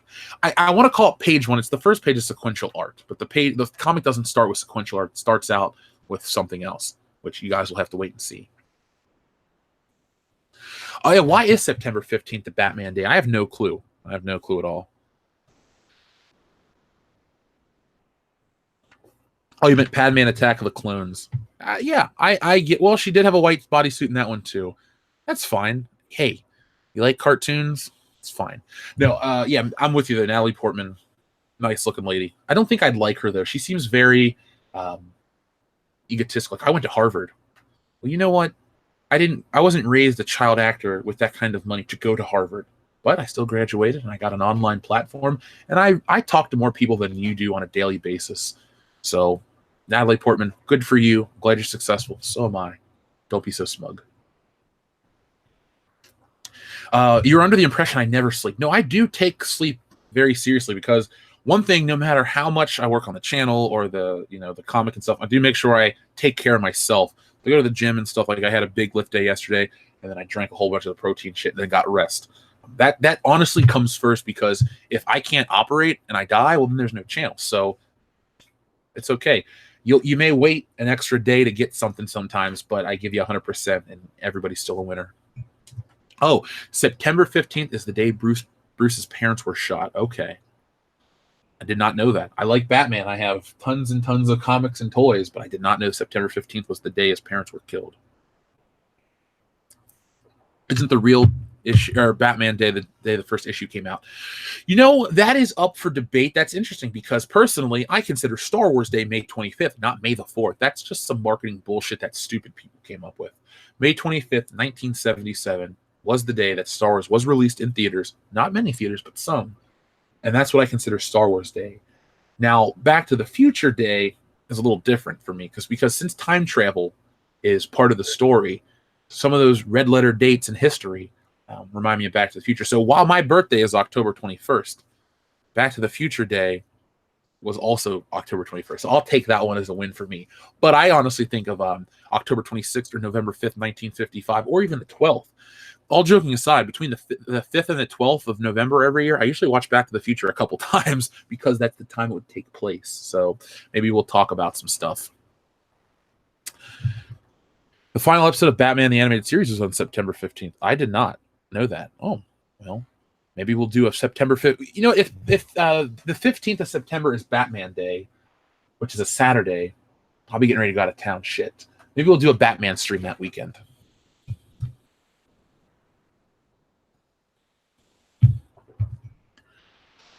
Let's see who else. Live action Clone Wars would make so many fans happy. Oh my god, think of the budget. And in many ways, we kind of had live action Clone Wars with parts of episodes 2 and 3. Not as good as the show, but still, we did get to see it in live action. It's not like with this new Star Wars stuff, well, you're only going to get to see this story on the TV show. It was a little bit of both. Well, Mitch, you have a good taste. You have good taste. They should redo Back to the Future with a black male lead and call it Black to the Future. Didn't Family Guy do that? I mean, if that's the case, I support Black to the Future, but no remakes of Back to the Future.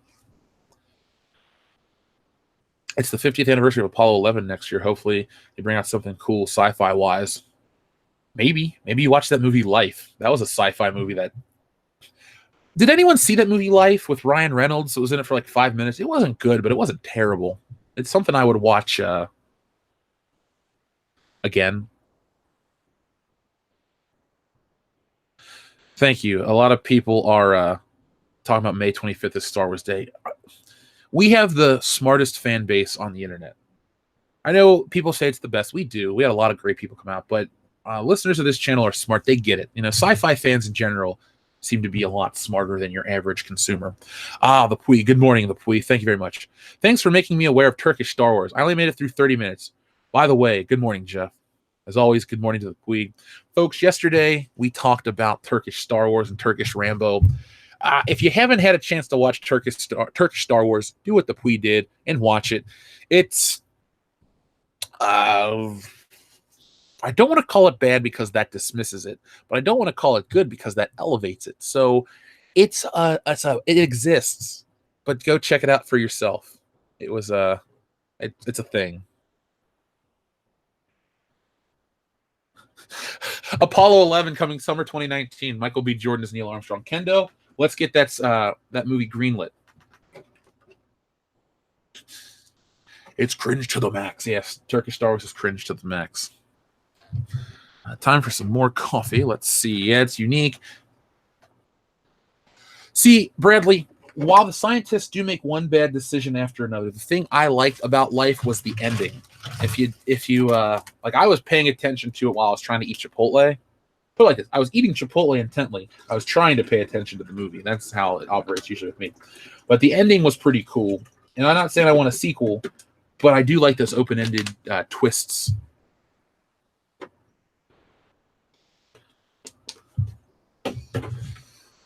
Let's see who else we got. The ending was the only good part. Yeah, that was the part I liked the most. Edward says, when I was 7, Star Wars was so special. Yeah, when I was 7, Star Wars, what was I? 95? Closer to 8 years old when I found Star Wars. My God, was it the coolest thing for me getting into Star Wars, unlike a lot of people that got into it when it was new, is you only had that one movie and like a book and the toys. When I got into it in 96, I only thought there was one movie, but there were so many toys and other things out. It's like, wow, this. Star Wars was on everything, and I ate it up. There seems to be a Turkish knockoff for every popular American movie. How about a Turkish world-class bullshitters? Would anyone like that? Because I personally would. I could get behind. I would actually license world-class bullshitters off to some Turkish film studio to make a movie of that. It'd be fun. But somehow Kendo is still played by Kendo.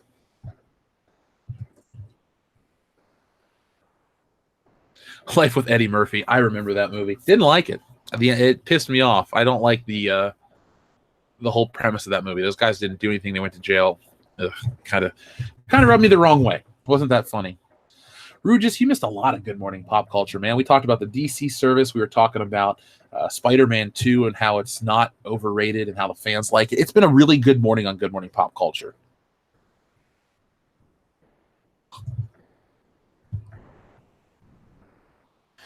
I don't see how kids nowadays could be into classic Star Wars, let alone the later ones. For a kid, imagine it's got to be a bit boring. Depending on how you're raised, to be honest.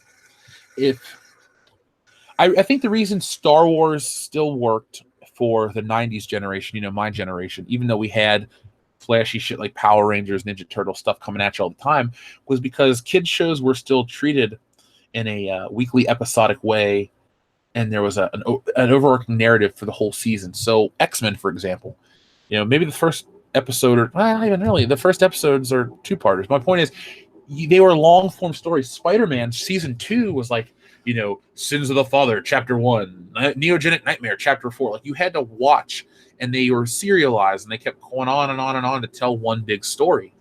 And so I think something like a Star Wars wouldn't come off as boring. If you're raised on stuff like that, instead of this internet tap it arrives shit, maybe Star Wars will be saved for certain people, depending on, who the parents are. But if you live in a instant gratification zone, Star Wars may be boring for you.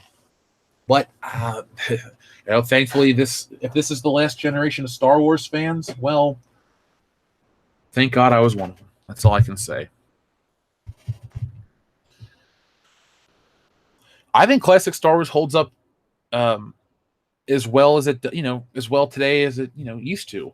There's something magical about those movies. When I watched the Red Letter Media review yesterday, there was a part where they showed clips from the original. I was like, man, I instantly, my head craned right to it and I stared at it because there's something about the imagery in that movie that just works on every level. Even the shit from The Last Jedi has, top of the line CGI, and it still didn't look that good, man. It still just didn't do it.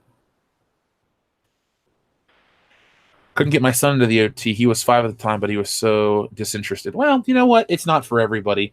maybe a little older than 5. Maybe you gotta pique their interest with like the Battle of Yavin or something, or the show them like some Darth Vader clips or a lightsaber duel, and you build towards it.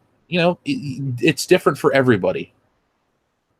Lots of young kids do love the original trilogy. I'm not saying that they don't, but I do see the point where somebody says it's going to be a harder sell in the future because the less and less focused people are in society. And I'm not trying to get this into the political or, how people want to raise their kids spectrum. But when people are less and less able to pay attention to something for more than a couple minutes, you're going to lose the art of storytelling. Thankfully, a story like Stealing Solo starts with the funny, ends with the funny, and anybody with any span of attention can, enjoy it. Cheap plug aside, you don't want to lose the art of long form. Like Hot Fuzz builds and builds and builds, and there's a huge payoff. Star Wars builds, but there are multiple payoffs to the movie. I think Star Wars is the first modern example of consistent action throughout the film that builds to a final, a finale that actually works.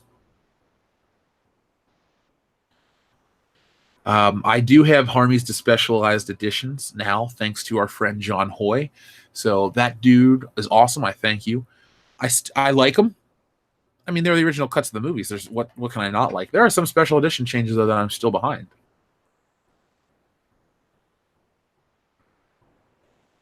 Yeah, Perth Comics. I grew up with that show, so previously on X-Men and all that shit. That's part of my childhood. Batman did it once or twice, but yeah, previously on X-Men was definitely more of a thing, regular. Jeff, are you putting your college psych courses to work with your comic? I didn't take a lot of psych courses. I took one, because only one psychology class was required to graduate. So I took that one and I did well. I think I got a 3 in it, 3.0. I remember the chunking method. Off the top of my head, I remember where the building was and the classroom and the teacher.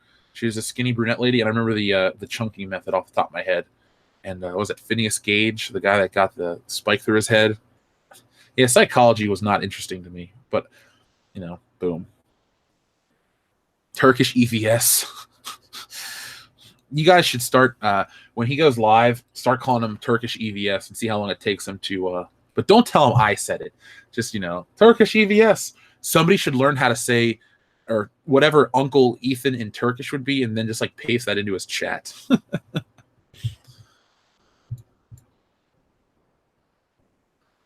Turkish Cecil. Oh my god.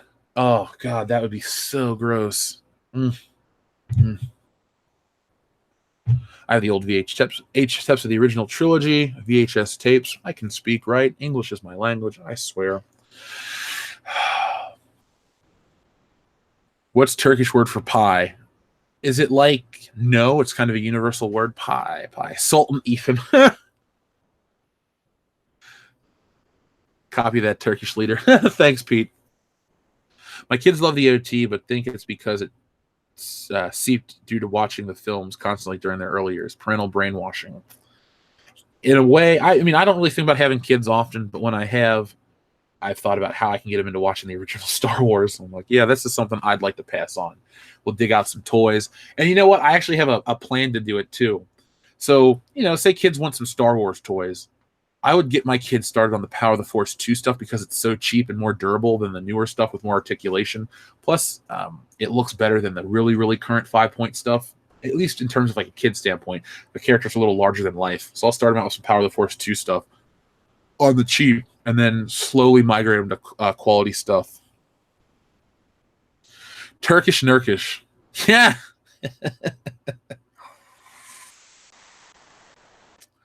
Brandon Moist, thank you very much for your super chat.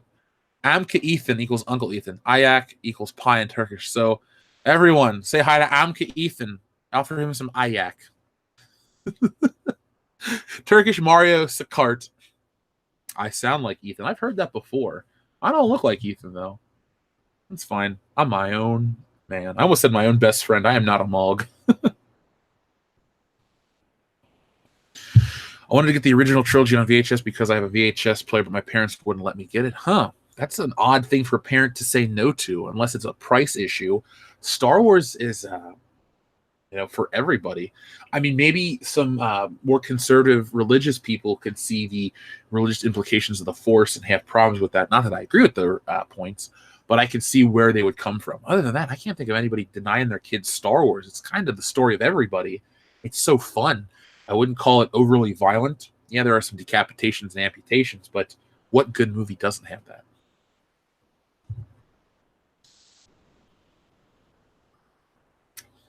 Cecil is Turkish Cecil. Yeah, it's just hello everywhere he goes. I'm Ethan, lover of torta.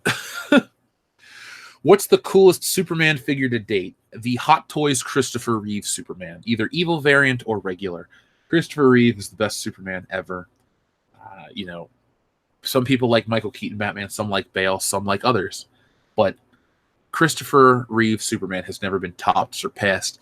And I said this before, and I'll say it again. When he flies off at the end of the first one and waves to the camera and flies off, and it's like, oh, Superman's real. So that's the best Superman figure.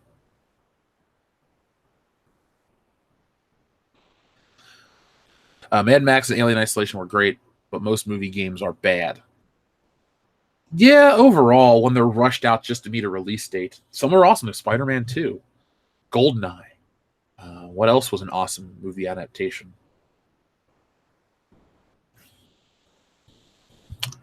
Let's see. Do I follow the Marvel Legends toy lines? Yeah, I have a stack of them unopened in this office right now. So when I move, which is the plan from, the Stealing Solo movie success, hell, comic success, to get out of this shitty neighborhood, I'll finally have a home for my Marvel Legends. So guys, when you're supporting Stealing Solo, you're supporting the Marvel Legends line. And I don't have to be like that shitty toy collector from Toy Story 2. I can keep my stuff open and let people see it. Toy Story 2 on the PS1. I prefer Toy Story 2 on the Nintendo 64, but it's a fun game.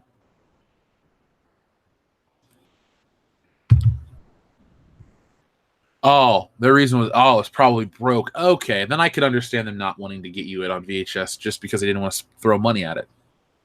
But I get it. Oh, Pete, 1972. To be fair, I'm actually very young. So when I was a kid, all about Dark Knight. Didn't care about 89, but now it's one of my favorites as well. Okay, I always thought you were born in 1972. So screen names be damned.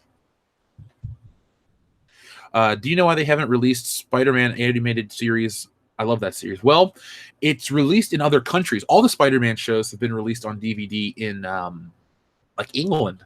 The weird thing is, before Disney bought Marvel, Disney had the animation rights for the home video releases for some of these shows. If you go over to the UK, you can find these shows available. That's why there's some bootlegs online, because they're just, the UK DVDs. I don't know why it hasn't been released. They'll probably put it on the Disney streaming service. They would have to upscale that shit in HD, though. Batman's getting an HD transfer. And, as a kid, even though I liked all the shows, Batman felt like head and shoulders above the other shows. The Marvel stuff had a little, that weird cheap film to it. Like when you get something from the dollar store and the plastic's not as good and it smells and it rubs off on your hands. Batman was the highest of high quality. Spider-Man, while a good show, definitely left that film on your hand. X-Men, not so much. X-Men was like right below Batman in terms of quality, and then Spider-Man was a little less, and then everything else was just dollar store equivalent. So it'd be interesting to see what Spider-Man looks like in glorious HD. The animation gets really lazy too. Batman isn't guilty of reusing the animation the same way that Spider-Man was. I mean, there'd be times where Spider-Man's on a rooftop fighting the lizard, and then all of a sudden the lizard swings his tail and he's in the sewer, and then it jumps back. Marvel stuff has had a history of cheapness to it, and I don't like it. But, maybe they'll fix it. Batman Begins for the PS2 was a good game. I remember that. Christian Bale did the voice. Wolverine for PS3 was great. Yeah, Wolverine Origins, that game was fucking fun. I would rebuy that shit in a heartbeat. Let's see. Don't knock the film on hand. It can be used as serviceable lubricant. Favorite DC animated movie? Oh, I'll take Mask of the Phantasm or Dark Knight Returns. Those are my two favorites. I'm a Batman guy. Overall, I like Batman more than I like almost every Marvel character. But then right after Batman, a bunch of Marvel characters appear on my list. I haven't heard. I mean, last week the rumor was that Zendaya was going to play Ariel in the Little Mermaid movie, but it's just a rumor. It's funny too. The article I read said, these people will be up in arms about changing the race. Then why fucking do it? What's the point? If you don't want these people to be pissed off, don't fucking do it. It's really easy. Both parts of Dark Knight Returns. I have the Blu-ray that's just both parts on one disc. I don't do the part 1, part 2 garbage. The beat 'em up Batman game on PS1 was actually great. Beat 'em up Batman game. What was the beat 'em up Batman game? Was that the only Batman game for PS1 I can think of was Batman and Robin. Huh. I don't know.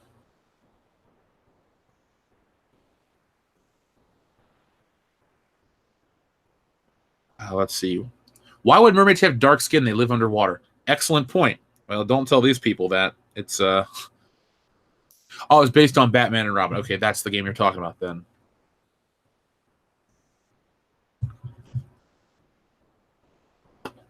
Any 3D printing for stealing solo figures, etc. EVS was talking about connections for Jeremy's board game. Nick and I had discussed doing 3D printed figures for stealing solo before Jeremy ever talked about the board game, which, by the way, sounds like a fantastic idea.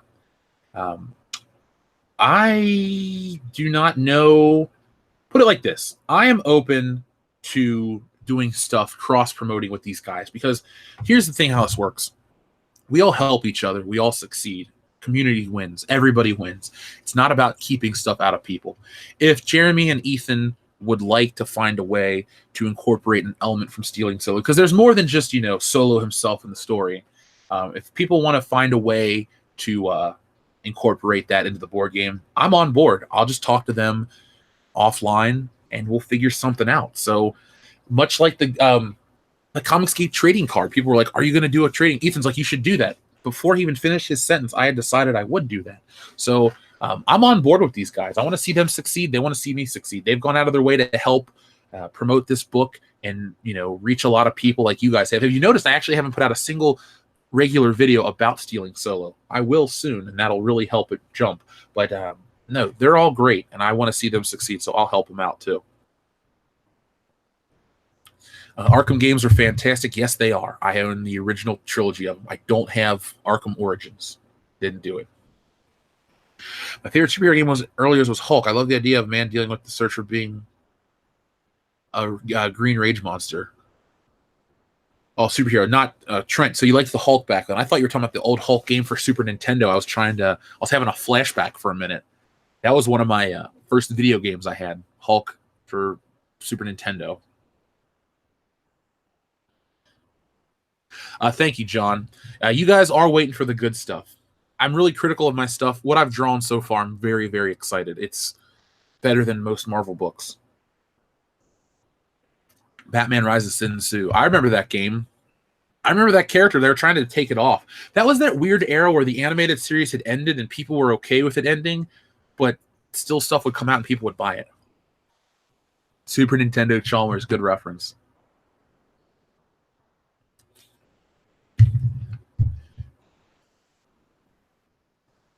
Arkham's beginning was frustrating. I forget the end. Arkham 1 and 2 are awesome. I liked Arkham Knight. I'm a little biased towards the fact that I can play as Michael Keaton, Batman, and Kevin Conroy as the voice, but that's like a dream for me. Arkham City was the best. I love the free roaming aspects. That was great. But Arkham Origin had the Batmobile, and some people say it's too much Batmobile. But there you go. So somebody, even though I changed the image, somebody requested that I change it. So first off, Insanity Methods. Thank you for your super chat. Sorry, Jeff. I meant Batman Forever, the arcade game on PS1 earlier. It's actually a great beat 'em up. I remember Batman Forever for the Super Nintendo, and that shit was hard. Let me look it up for PS1, though. Batman Forever, PlayStation 1 is... Okay. I've seen this game before, but I've never played it. I've never even seen it in person. I've just seen it through videos. I wonder how much this costs. This would be something fun to get down the road. What I'd really like to do is get myself one of those first-gen PS3s that plays the PS1, 2, and 3, upgrade the hard drive to as big as the system can hold, and then have that be my backwards compatible game player. Because the PS4, they're just dragging their ass. They could do it, but they refuse to. But when I move and have my ultimate video game set up, it'll have the retrofitted PS3 and then whatever else is new. Hold on, let me show you guys a screenshot of this Batman game that Insanity Methods was talking about. It looks kind of, for 1995. It looks kind of good. I mean, remember we got to take into account when this shit was made, but this doesn't look too bad. There it is. I mean, you'll laugh, but I would play this to this day.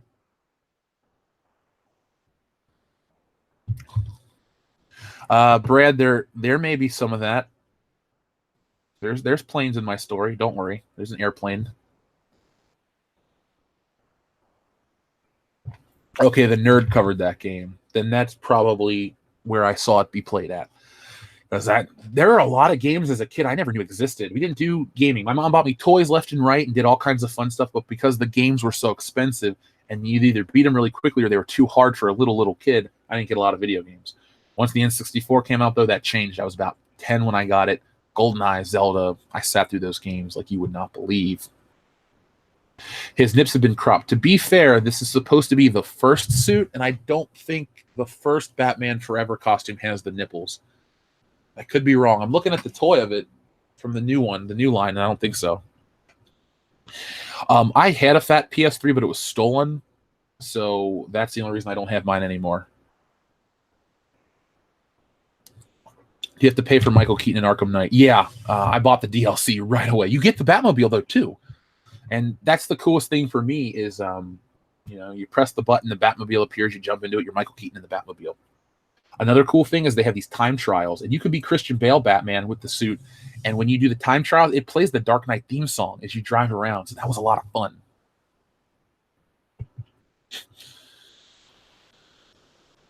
Let's see. So do you guys want to look at bad comic book art? Press 1 for that.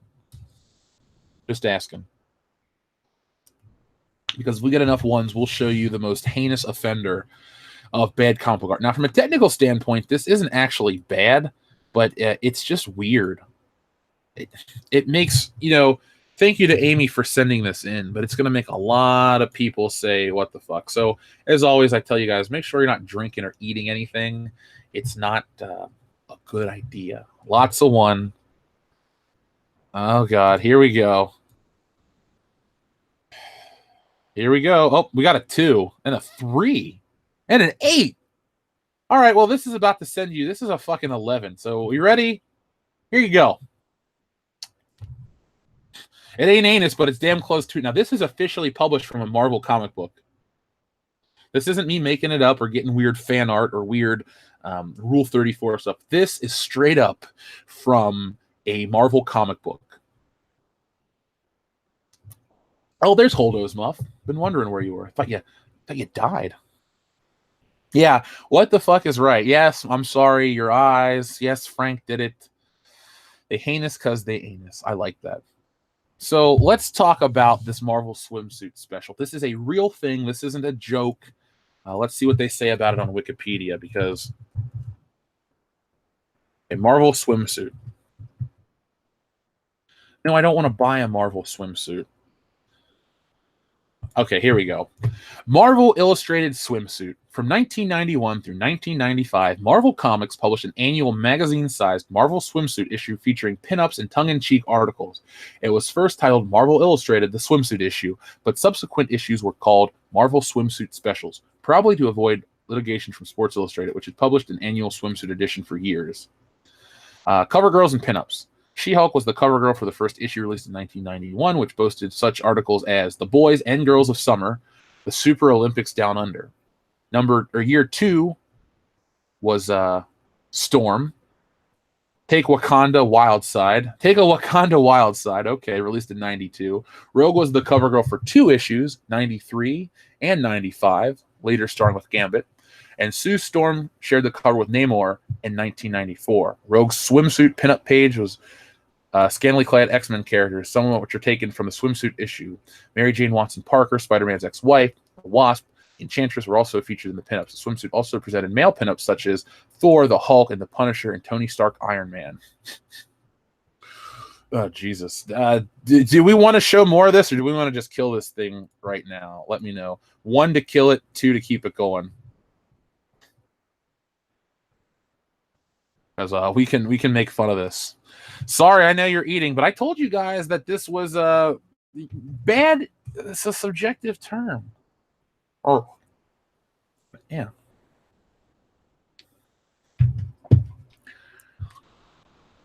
Hold those muffs almost done with it. Okay. Cesare Japan, thank you for super chat. I wonder what the length of Frank's barrel is. Was it 22? Is the small caliber round? I don't know. Kamikaze Johnson, you rolled into the world class bullshitters roast of the Marvel swimsuit issues. These are, oh my god. Okay, we got to look at this one. This one's actually pretty tongue in cheek funny. Hold on, you guys will get a kick out of this one. So they're on the beach playing a game of. Well, let's see what they're playing, folks. So there you go. Look at this one. Yeah, it's weird that this is a thing. The Namor one's the most uncomfortable because he's wearing a shell over his wiener. That's all he's got on. It's drawn by Joe Quesada. Who else do they got? I don't know who this is supposed to be. Bullseye? Ew, I don't need to see Bullseye in a bikini. Gross. The funny thing is, there's some X-Men comic books that have the X-Men featured in swimsuits. Now, I won't knock that because that would make sense that if you're at the school for the gifted and you hang out with other mutants, well, you're going to want to pool and you're going to hang out. I mean, they are people after all. They have the same desires and wants. So I can't help that, they just have laser blasts that come out of their asses. Let's see what everyone's saying, though, about the swimsuit issues. Iron Man is clearly milking it. I like how Iron Man is just in the suit fully.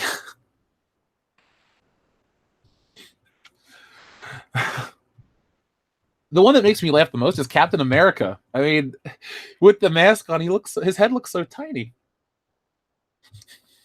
There we go. This is a good morning indeed, right, guys? Right? Is this supposed to be homoerotic or something? No, it's supposed to be funny. This is officially from Marvel. This is stuff they released. I don't know if you heard me read the article, but yeah, this is the real deal from Marvel themselves. This isn't me, pulling up something for the, that's fake. There's an article from Mel Magazine. It's titled "The Cursed Legacy of the Marvel Swimsuit Editions: The Not Quite Oral History of a Failed Attempt at an Oral History." Well, I'm not going to read all this for you guys, but there's Iceman in a banana hammock. No, thank you. Ew, Black Panther in a fog? No. We're done. We are done here. No more of this stuff. Enjoy the tug of war, and then we're done. We're going to end this in a couple seconds. SJWs would have a heyday with this. There are 0 obese women. The stuff that the Marvel characters do, you couldn't keep any weight on you. I mean, you're always fighting, you're always training. Look at Namor. He swims miles a day. Look at Michael Phelps. Michael Phelps isn't fat. Namor wouldn't be. These people are always, they're supposed to be peak physical conditioning because they're always doing stuff to save the world. Captain America can't gain an ounce.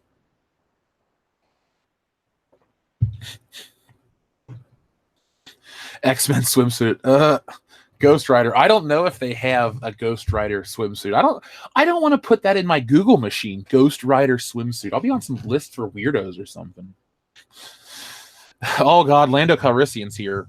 Sorry, there's no L337 love for you to enjoy. Faith, Nicholas. Faith is the superhero you're thinking of. The plus size superhero. That's the whole gimmick. Let's see, Ghost Rider Rule 34. I can't show that on this show. We'll get shut down. Do you need Catwoman in a swimsuit? I mean, she's wearing a body-tight suit already. There's nothing left to the imagination there as it is. I thought Cecil was the plus-size superhero. How super is Cecil? That'd be a fun thing. Don't forget the Blob. Faith in the Fupa Force. Oh my God, is that really what does DNC call her that? Sorry, Tiberius. We can't allow that on Good Morning Pop Culture, at least to the sound of my voice. Wait till the replay to take care of yourself. Oh, Ghost Rider swimsuit is essentially him on fire in the water. Oh, okay. Okay.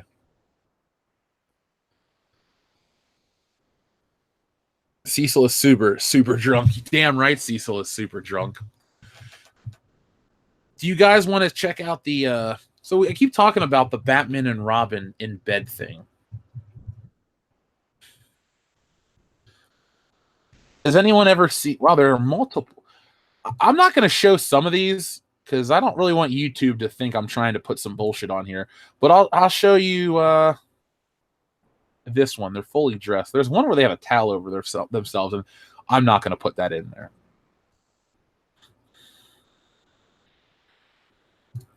Yeah, sorry, I like this channel too much to kill it. So let's show the first Batman and Robin image. Take with this what you will. Let's zoom in a little, though. If there's a sequel to Stealing Solo, will Cecil be in it? There can't be a sequel to it. It's a one-shot story, only available until the end of the campaign. So if you guys are interested, you got to get it. And there won't be a sequel. There won't be a recap. No rematch, according to Apollo Creed.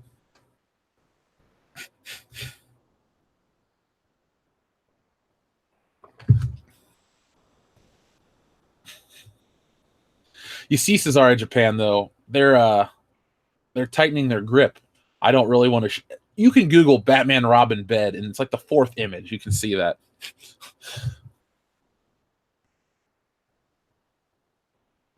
Yeah, see? People are freaking out. Good Lord, what is this? This one looks wrong already. I think this is a cover. This is Carmine Infantino work. So I'm a fan of that man. He revolutionized the Flash. I believe he was responsible for the new sci-fi approach to DC Universe. Yeah, inspiration for the ambiguously gay duo. I loved the ambiguously gay duo. Gary and Ace. That was funny. Even as a kid, I found that funny, and I didn't even get all the jokes. I bet as an adult, I'd be really loving that. Cracking up. Yeah, people were freaking out at this. This is real Batman and Robin stuff. Is Robin made of wax? Maybe he is. Maybe he isn't. This must be Batman 66. Hell, this could be from 1966. You never know. Bat acid. It's boiling acid. Oh, my hearing aid. If you can name what movie that's from, I'll be impressed. You probably can. But no, this, all joking aside, this is the panel that everyone wanted to have me show on the stream. So let's see. Down Forward Punch says, grab my belt, Gary. Thank you very much, Down Forward Punch, for your super chat. Maybe Dion and I, we'll do a live stream of that. We'll find them on YouTube, send you guys the link, and you guys can watch it and have a good laugh. So, that was good sleep. Come on, Dick, a cold shower and a big breakfast. And then down to the Bat Cave, repair the Batmobile. I'm way ahead of you. So this is a poorly conceived panel. There are some odd art choices here.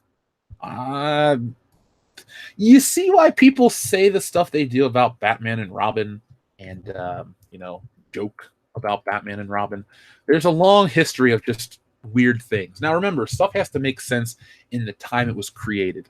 So this is probably, 1940? If Robin came out in 41, I'm guessing this is late 40s, early 50s. Those ain't twin beds, baby. Lando is, you see that lump under the blanket? That's secretly Lando Calrissian.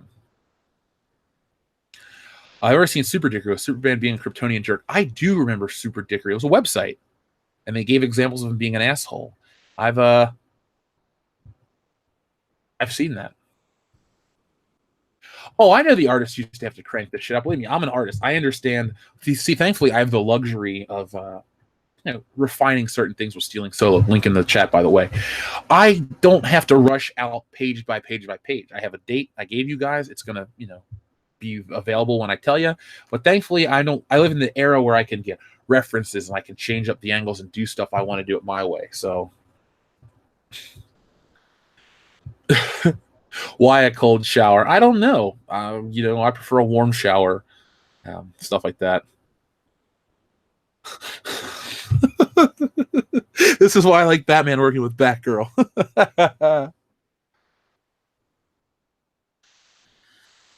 This is what happens to Bruce when his dad's played by Alec Baldwin. Damn. I wish current DC comics were still good. I hated the kind of messed up stuff they did with Starfire. I don't dislike current DC comics that much, but then again, I've only read a handful of Superman books, so I can't give that benefit to all. I mean, I'm enjoying what they're doing with Superman. It's weird. When stuff gets shittier, I revert back to the most basic superhero, and I'm hoping for some good quality stuff. It was a different time. I mean, I'm not going to be like a Frederick Wortham and try to read too much into this. It's just an out of context panel. It's funny. It's dumb. But, Batman and Robin, to be fair, they are in separate beds. It's just drawn poorly. If you look closely to Batman's hip, you can see the line where Batman or where Robin's bed is, and you can look closely and see where the bed frame is. It would be nice if they had different color sheets, or that lump wasn't there for Batman's leg. Yeah, it is a. God damn it, Jay. That's fucked up. This is a weird choice. Well, people have requested that I show this for, a while now. I haven't seen those air. Batman's lump. Yeah, Batman's lump is real.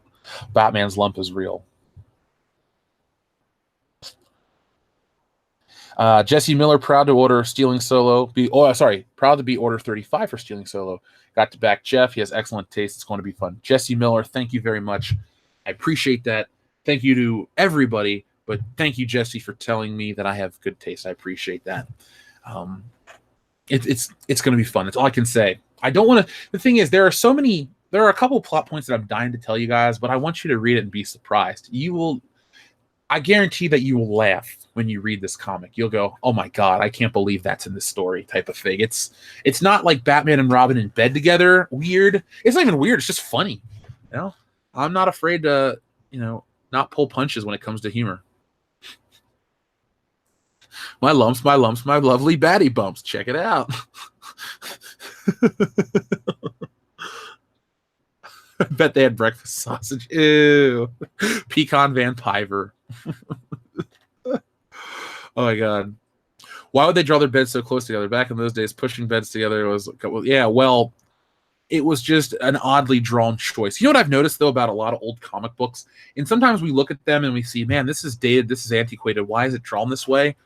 A lot of times, artists they're just reflecting the world that they see. So, what's the way it looks on TV. Or I used to think that Ditko would draw a lot of weird-looking women. But then you watch movies and stuff. Milton Caniff the same way. You'd watch movies and look at the models of the time, and you'd realize that they... they're just drawing the world around them, much like we do today. The world around us is much different than it used to be. The epitome of, the male body is no longer like a chubby weightlifter type of thing. Arnold Schwarzenegger came in and changed that whole look to that, and now that's what we think of when we think of like a superhero. So it just, the times change. It's not about making it weird for weird's sake. It's just a reflection of the era they lived in. Batman Forever gives me... Batman Forever is not that bad. Now, Batman and Robin is, but not Batman Forever. All the ugly people were required to join camp, so we don't have to look at them anymore. Well, wouldn't that be the episode of The Twilight Zone, where the ugly people ran the world and the beautiful people had to go to the camps? That was juiced Schwarzenegger. Did he juice? I hope not. He used steroids back in the day. Well... doesn't change my opinion on him, because Arnold Schwarzenegger is the epitome of the American dream. He comes from another country, works hard. Maybe he did juice. I didn't know that, but he still worked hard. He made a bunch of money in real estate. Then he went into acting, and he became one of the biggest actors of all time, the biggest of the 80s. I mean, an entire decade is epitomized by that guy. And, then he made it to governor, and he made it in politics, and he married into one of the most prestigious American families. So Arnold Schwarzenegger did it. He really, really did it. Let's see. I'm going to show you guys something crazy. Let's see if there's anything else from there's more Batman and Robin in bed. Why is Bruce Wayne dressed in he looks like he's wearing one of those old Chinese dresses. Oh god, okay, I'm not going to show you guys any more Batman and Robin. It's kind of weird. Nobody wants to see that shit. Now there's just a whole bunch of pictures of Batman and Robin betting. Did anyone here have a race car bed? I always thought those were cool, but I never got one because I was like, 5.5 feet tall in kindergarten.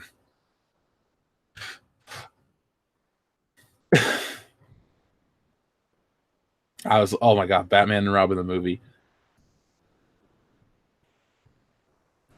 Let's see, Batman Forever's fine. Fantastic Four is AIDS on the other hand. Watch party of your top 5 Twilight Zones. Claustoric, it's happening. You've always had good messages to me here on the show, so I'm going to make it happen. Batman, appropriation of Chinese culture. Yeah, maybe. Old Silver Spoon's TV show had a race car bed. Devontae Barbane, please check the tweet I sent you. Okay, hold on, I'll check it. I'm on Twitter, messages.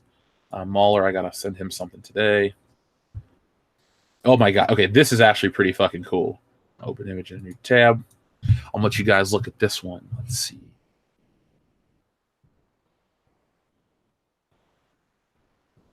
Don't make me unsub, Jeff, please. Bonobi, you could never unsub. You love this channel too much. And trust me, this is actually worth the lulz. So here's Ghost Rider, the swimsuit edition. Like this is pretty damn funny if you ask me. I doubt somebody could be pissed off at this one.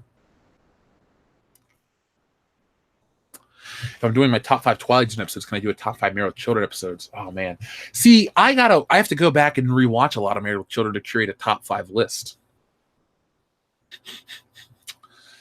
You guys look at this for a moment. I actually have to answer this quick call. So let's see how strong the community is. Guys, talk amongst yourselves. The topic is flaming skeletons, sexy or not?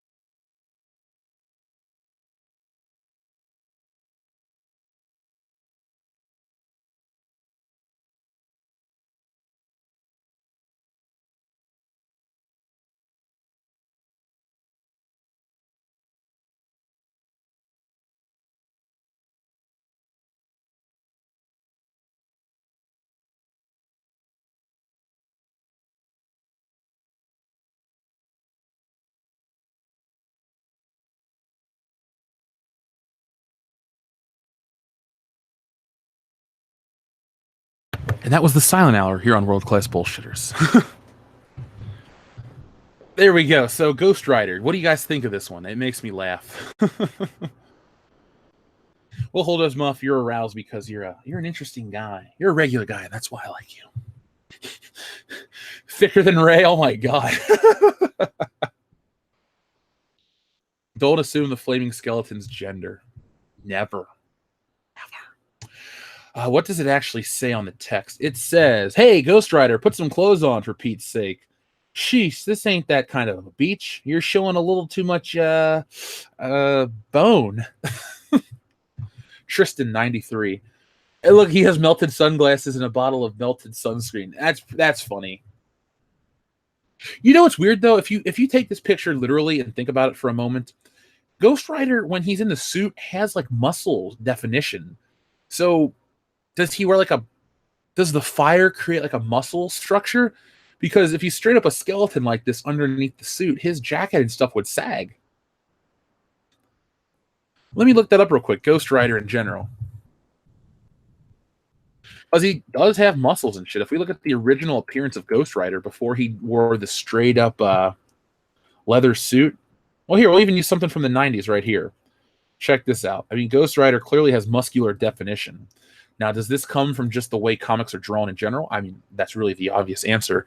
But let's play fanboy questioning. Why would Ghost Rider be this buff? If he is clearly just a skeleton, why is he this muscular? These are the questions that are answered on Good Morning Pop Culture.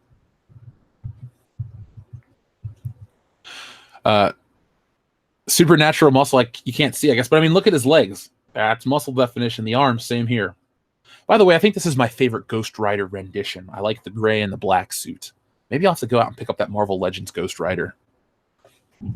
Unrealistic body expectations from Marvel. Yeah, I mean, I feel so fleshy right now. I can't even buy your product. I'm triggered.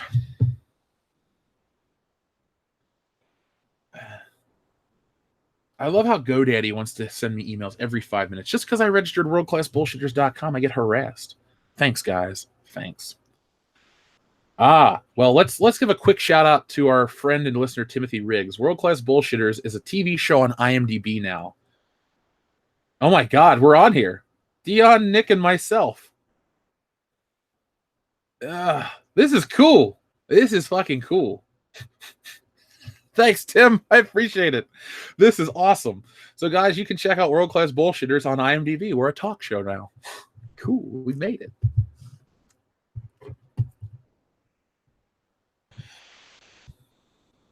So classy that he's got that spiked belt.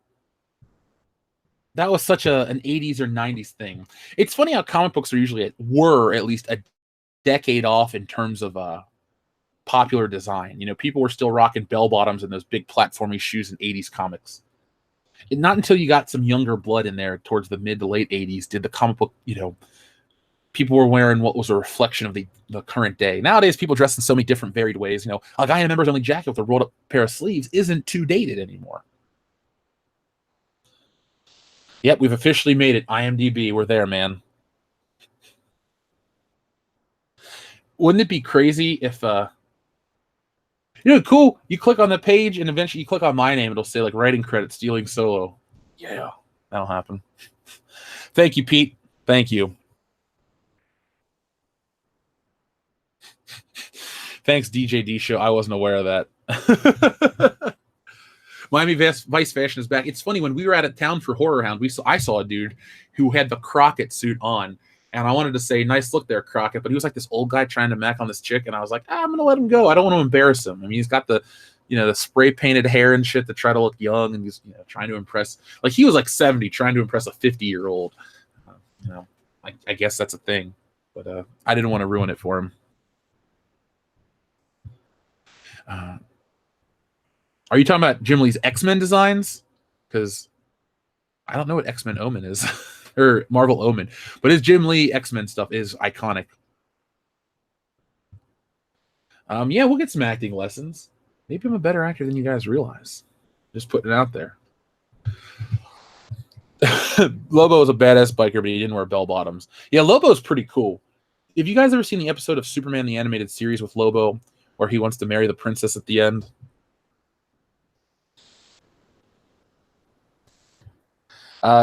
Tim Riggs, if you need help on anybody else's names from the show, I'll give those to you behind the scenes. Hollyweird. Yeah, it's a weird place out in Hollyweird. By the way, folks, I'm going to record a separate video for this weekend for you guys to watch, since there won't be a live stream on Saturday.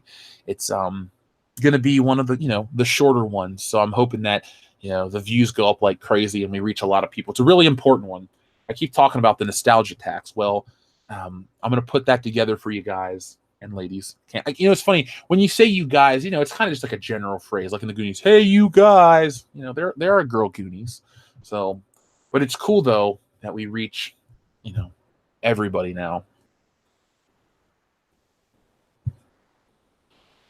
Yeah, okay. Hi, Hernandez has seen it. Yeah, it is a great ending to that show, because that woman wants to marry Superman so bad, and Superman has to go back or do whatever. And then he's like, the main man's here. Man, that is such a cool show. I played Abraham Lincoln in the 5th grade. I think I could make it in Hollyweird. I do too. I don't know why you're not Iron Man. Let's see. Who else? Guy is everyone. Guys and gals sounds dumb. Yeah. Well, hey, you guys is definitely what I go for. He-Man Woman Haters Club. I remember The Little Rascals. Saw that movie in theaters. Yeah, it was okay. The only part I remember is, hey, what's the number for 911? And it makes me laugh. And that's about it. Oh, man. So we've had our bad comic book art. We've actually covered all the bases today on Good Morning Pop Culture. We had the bad comic book art. We had everything. I don't think there's any more action figure swaps to share. I mean, that's just a personal segment of the show that I enjoy. Sometimes people are like, I don't get it. What's wrong with this picture? Well, okay, I found one. I wasn't going to show this, but I think it's worth it now because you always want to end the show on a laugh. And the show's not ending just yet. But this is an image guaranteed to make you chuckle at least a little bit. So can we play a game? What is wrong with this image? I'll wait. I mean, I have the patience. It took a little longer for us to get the number 200 this morning, but you know what? I can wait.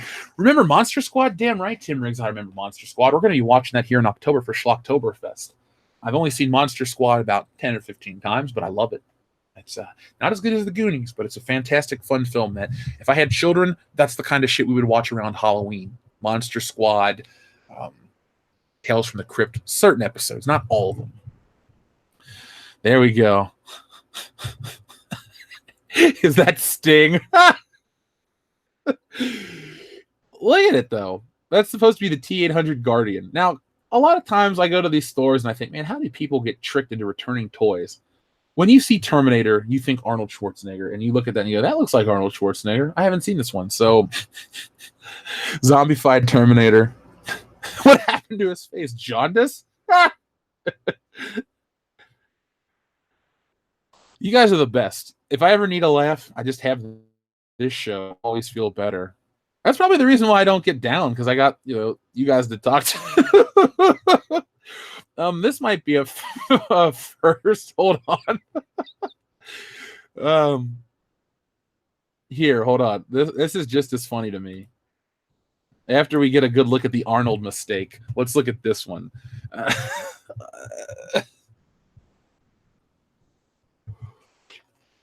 It's a bad T-800, but it's a great Frankencastle. That's true. I got too many tabs open. Damn. Boris Karloff is the Terminator discount store Jason. Dollar store Jason?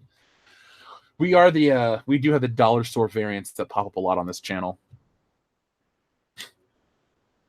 Good God, the new Terminator is going to blow. If this is the Terminator in Terminator 6, I take back every bad word I said about the LGBT 1000.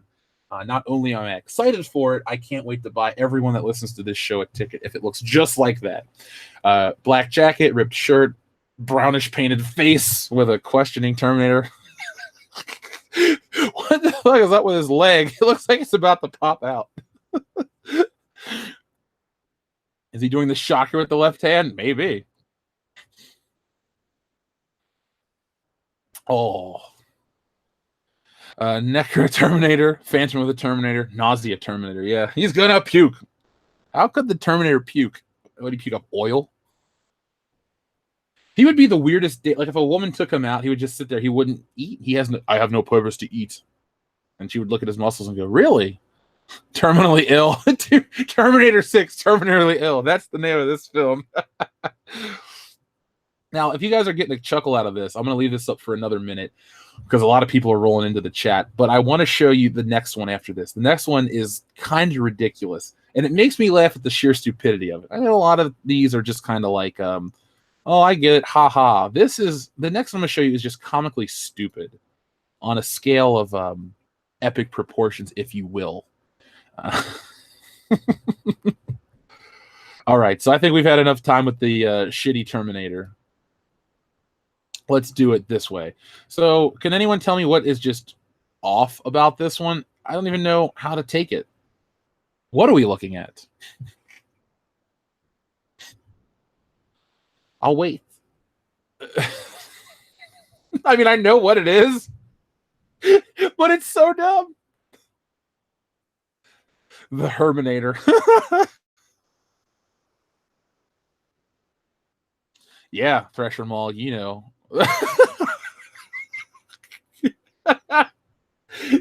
I would just love to be a fly on the wall when you guys see this. It's like, what is this? Still better than New Age Star Wars toys. Yeah, you are right. My eyes have been terminated.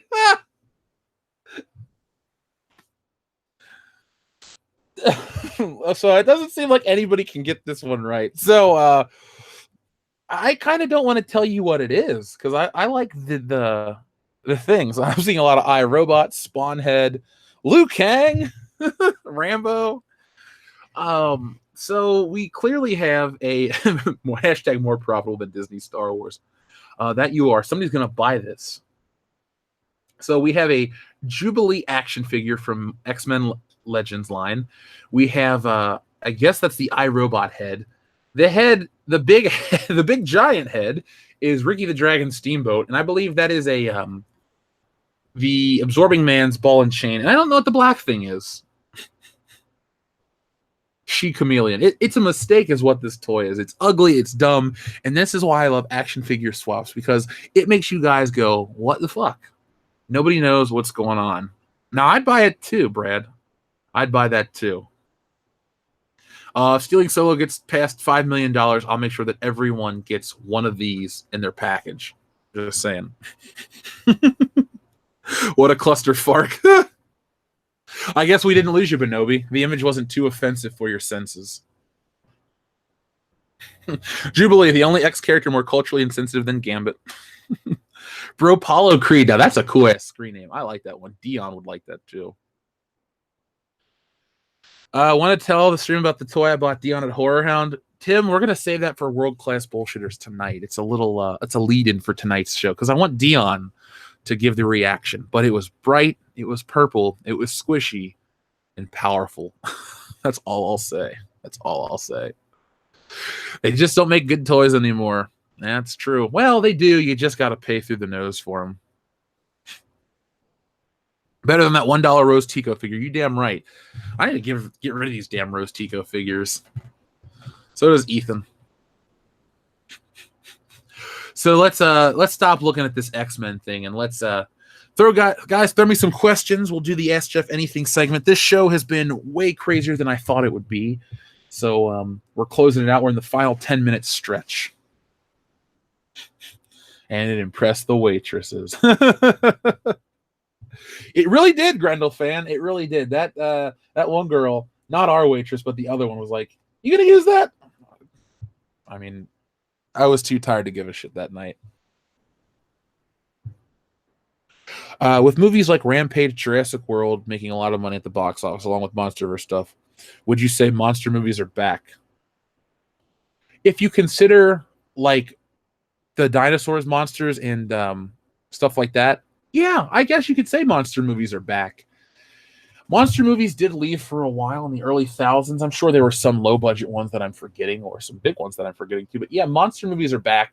Much like Westerns came back towards the end of the thousands into the early 2010s when True Grit was there and The Hateful Eight and Django. Yeah, monster movies are back, and it's a good thing. Now, the Universal monster movies aren't working, but I wouldn't mind a gothic take. Not a gothic take. Those are boring. What was that one Guillermo del Toro did with Eva Green a couple years ago? But like a new Frankenstein or a new something, but make it look like the classic, the bolt, the square-headed bolts on the neck, the green skin, that kind of Frankenstein. I'm cool with that. What's the next watch party? I don't know yet. We may do something on Friday night. I may have a live stream on Friday night. Do you guys want a live stream on Friday night? I can make that happen. Chewy Muse, thank you very much for your super chat. Have you watched Equilibrium yet? No, I have not. Not had a chance. I did watch Infinity War last night. That's the only movie I was able to sit down and watch. But I am going through a phase right now where I watch a movie I've never seen, one a week. So maybe I'll do that on Sunday. Next drunken watch party should be Broderick Godzilla. Y'all would suffer, but you could rip it so much. That's not a bad idea. That might be more fun than doing just a straight up good movie again. Let's see. Some people want to stream. Yes, stream. Catch Equilibrium. Masters of the Universe. That's on the list of things to watch down the road for sure. It's so bad it's good. What about the holiday special? Just waiting on Ethan to watch that. That is he gets that on his channel for the High Council. I got The Last Jedi. Jeremy got The Force Awakens. Ethan gets the holiday special. Then it rolls around again, and I'll have Solo here on World Class Bullshitters. What's my favorite color of Twi'lek? I only know blue or green. I know Ula, who gets eaten. So I'll say blue because Ayla Secure is a cool character, I guess. A Rubber, I've seen that. About the Killer Tire, that movie was, that's a movie. Masters of the Universe is funny. Again, that's a Channel 64 movie that I caught as a kid. Monster movies are becoming big in China. They love Pacific Rim, Transformers. I guess they just like giant stuff. How long till we get Transformers versus Pacific Rim?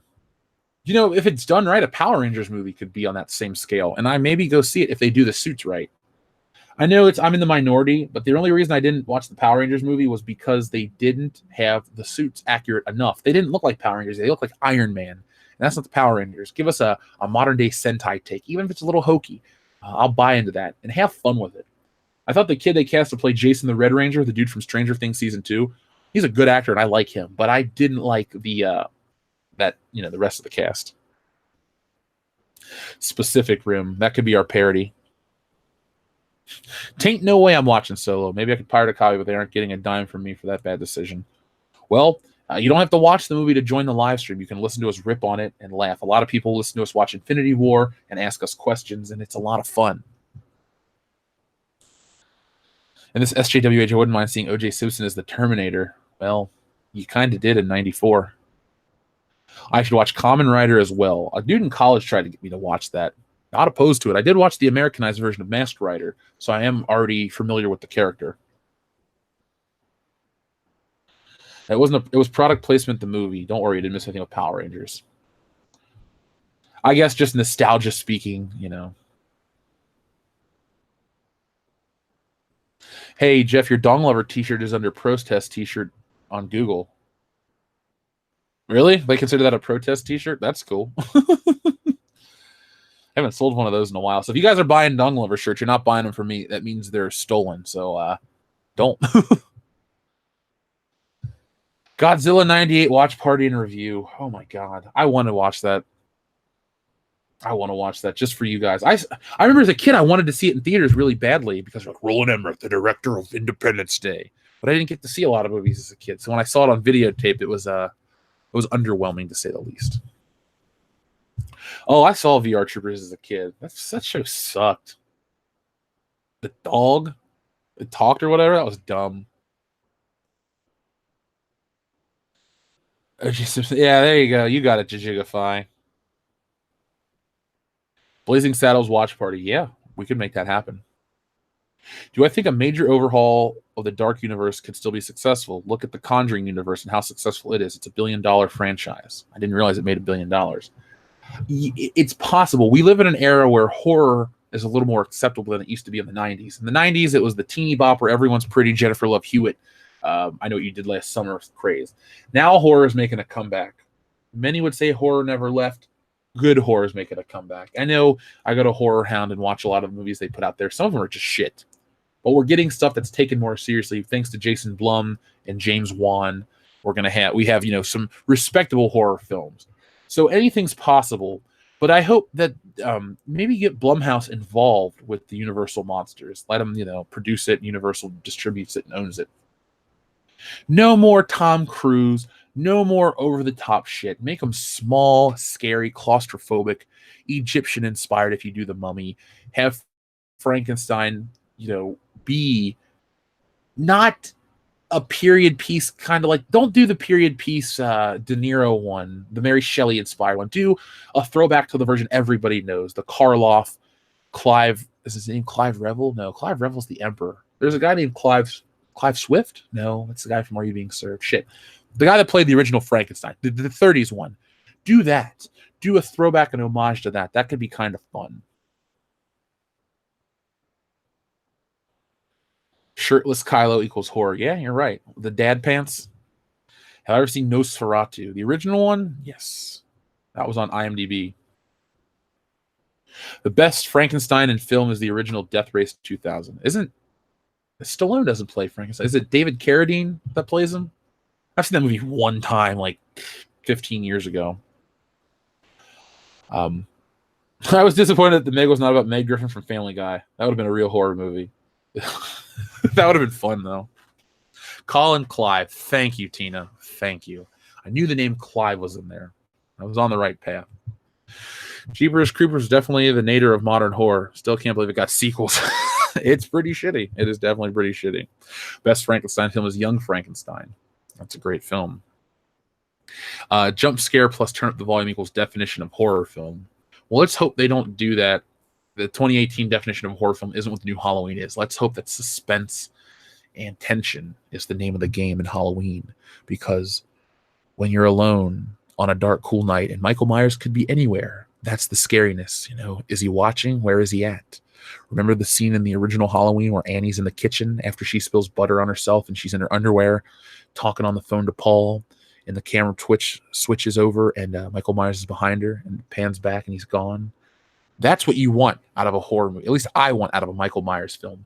It's not about anything but the suspense and the tension and the kill. You know, you're aching for the tension to be cut, literally with a knife. You're waiting, and then eventually, it happens. They're dead.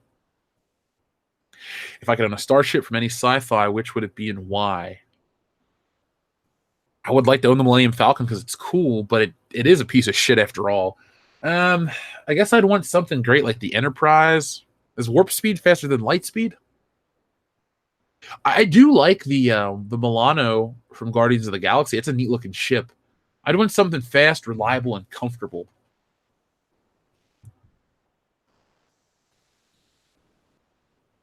Let's see, Gone in 60 Seconds, 1974 is better than the one from 2000. I've never seen the original one, but I'll take you for it. Halloween was a shit movie. Yes, it was. Rob Zombie is a terrible director, and no one should ever watch that abomination. Ludicrous speed is the fastest. It is. I order you to stop this thing. We can't stop. It's too dangerous. Bullshit. I think that's a good way to end this morning's show. So, House Stealing Solo coming along. Robert Whitaker. Well, because you asked, I guess I'll show it before we close out the stream. We've had people... let's see, we're still in the $15,000 range, but I don't expect that to be much longer. Stealing Solo Captain's Parody is coming along nicely. Here we are. I'll share it, and then we'll close out the episode. It's right here. Stealing Solo is kicking ass. Make sure you watch the video. Read the description. I'm going to be adding stretch goals, getting this page out to the colorist tonight at the latest. And there's the link in the comic. It's coming along well. I'm very happy with the artwork. You'll see it very, very soon. So remember, folks, this is your only chance to get it. You have a few weeks left, and once it's gone, it's gone. I'm not going to change my mind. I'm not going to put it on the World Class Bullshitter store. We're only having enough orders. We're having enough books printed to fill the orders, and that's it. So this is a once-in-a-lifetime thing. If you buy one on the internet, you'll probably pay a premium, and maybe you'll get a bootleg one. And I couldn't imagine somebody trying to bootleg my comic book, which would be kind of funny. But there we go. Thank you, Perth Comics. Your backer 387, but it hasn't shown up yet. Yeah, it hasn't shown up. But you know what? You're here all the time. I know you got my back. Everyone has the back of a world-class bullshitter. So thank you guys for helping Good Morning Pop Culture continue on. It'll be here tomorrow morning. Same bat time, same bat channel. But if you can't wait for Good Morning Pop Culture, well, you got world-class bullshitters tonight at 8:30 p.m. Eastern Standard Time. The rest of the guys are going to be here. It's Thursday night. We're going to take a dump on the world of pop culture, and we're going to do it with world class. Also, we're going to talk about Horror Hound and all the great people we've met and a couple great stories. So this is going to be one of the funniest episodes of the show. We've been on fire the last couple weeks, and we're going to continue to burn out quickly. Yes, Pete, I agree. The Batmobile from '89 is the best looking Batmobile. So thank you, everyone. Thank you for all the compliments. We'll be back tonight. And Turkey Suit Dion. Make sure you guys watch that video as well. So I'll check you guys out in just a few short hours. Until next time, well, that's when I'll see you.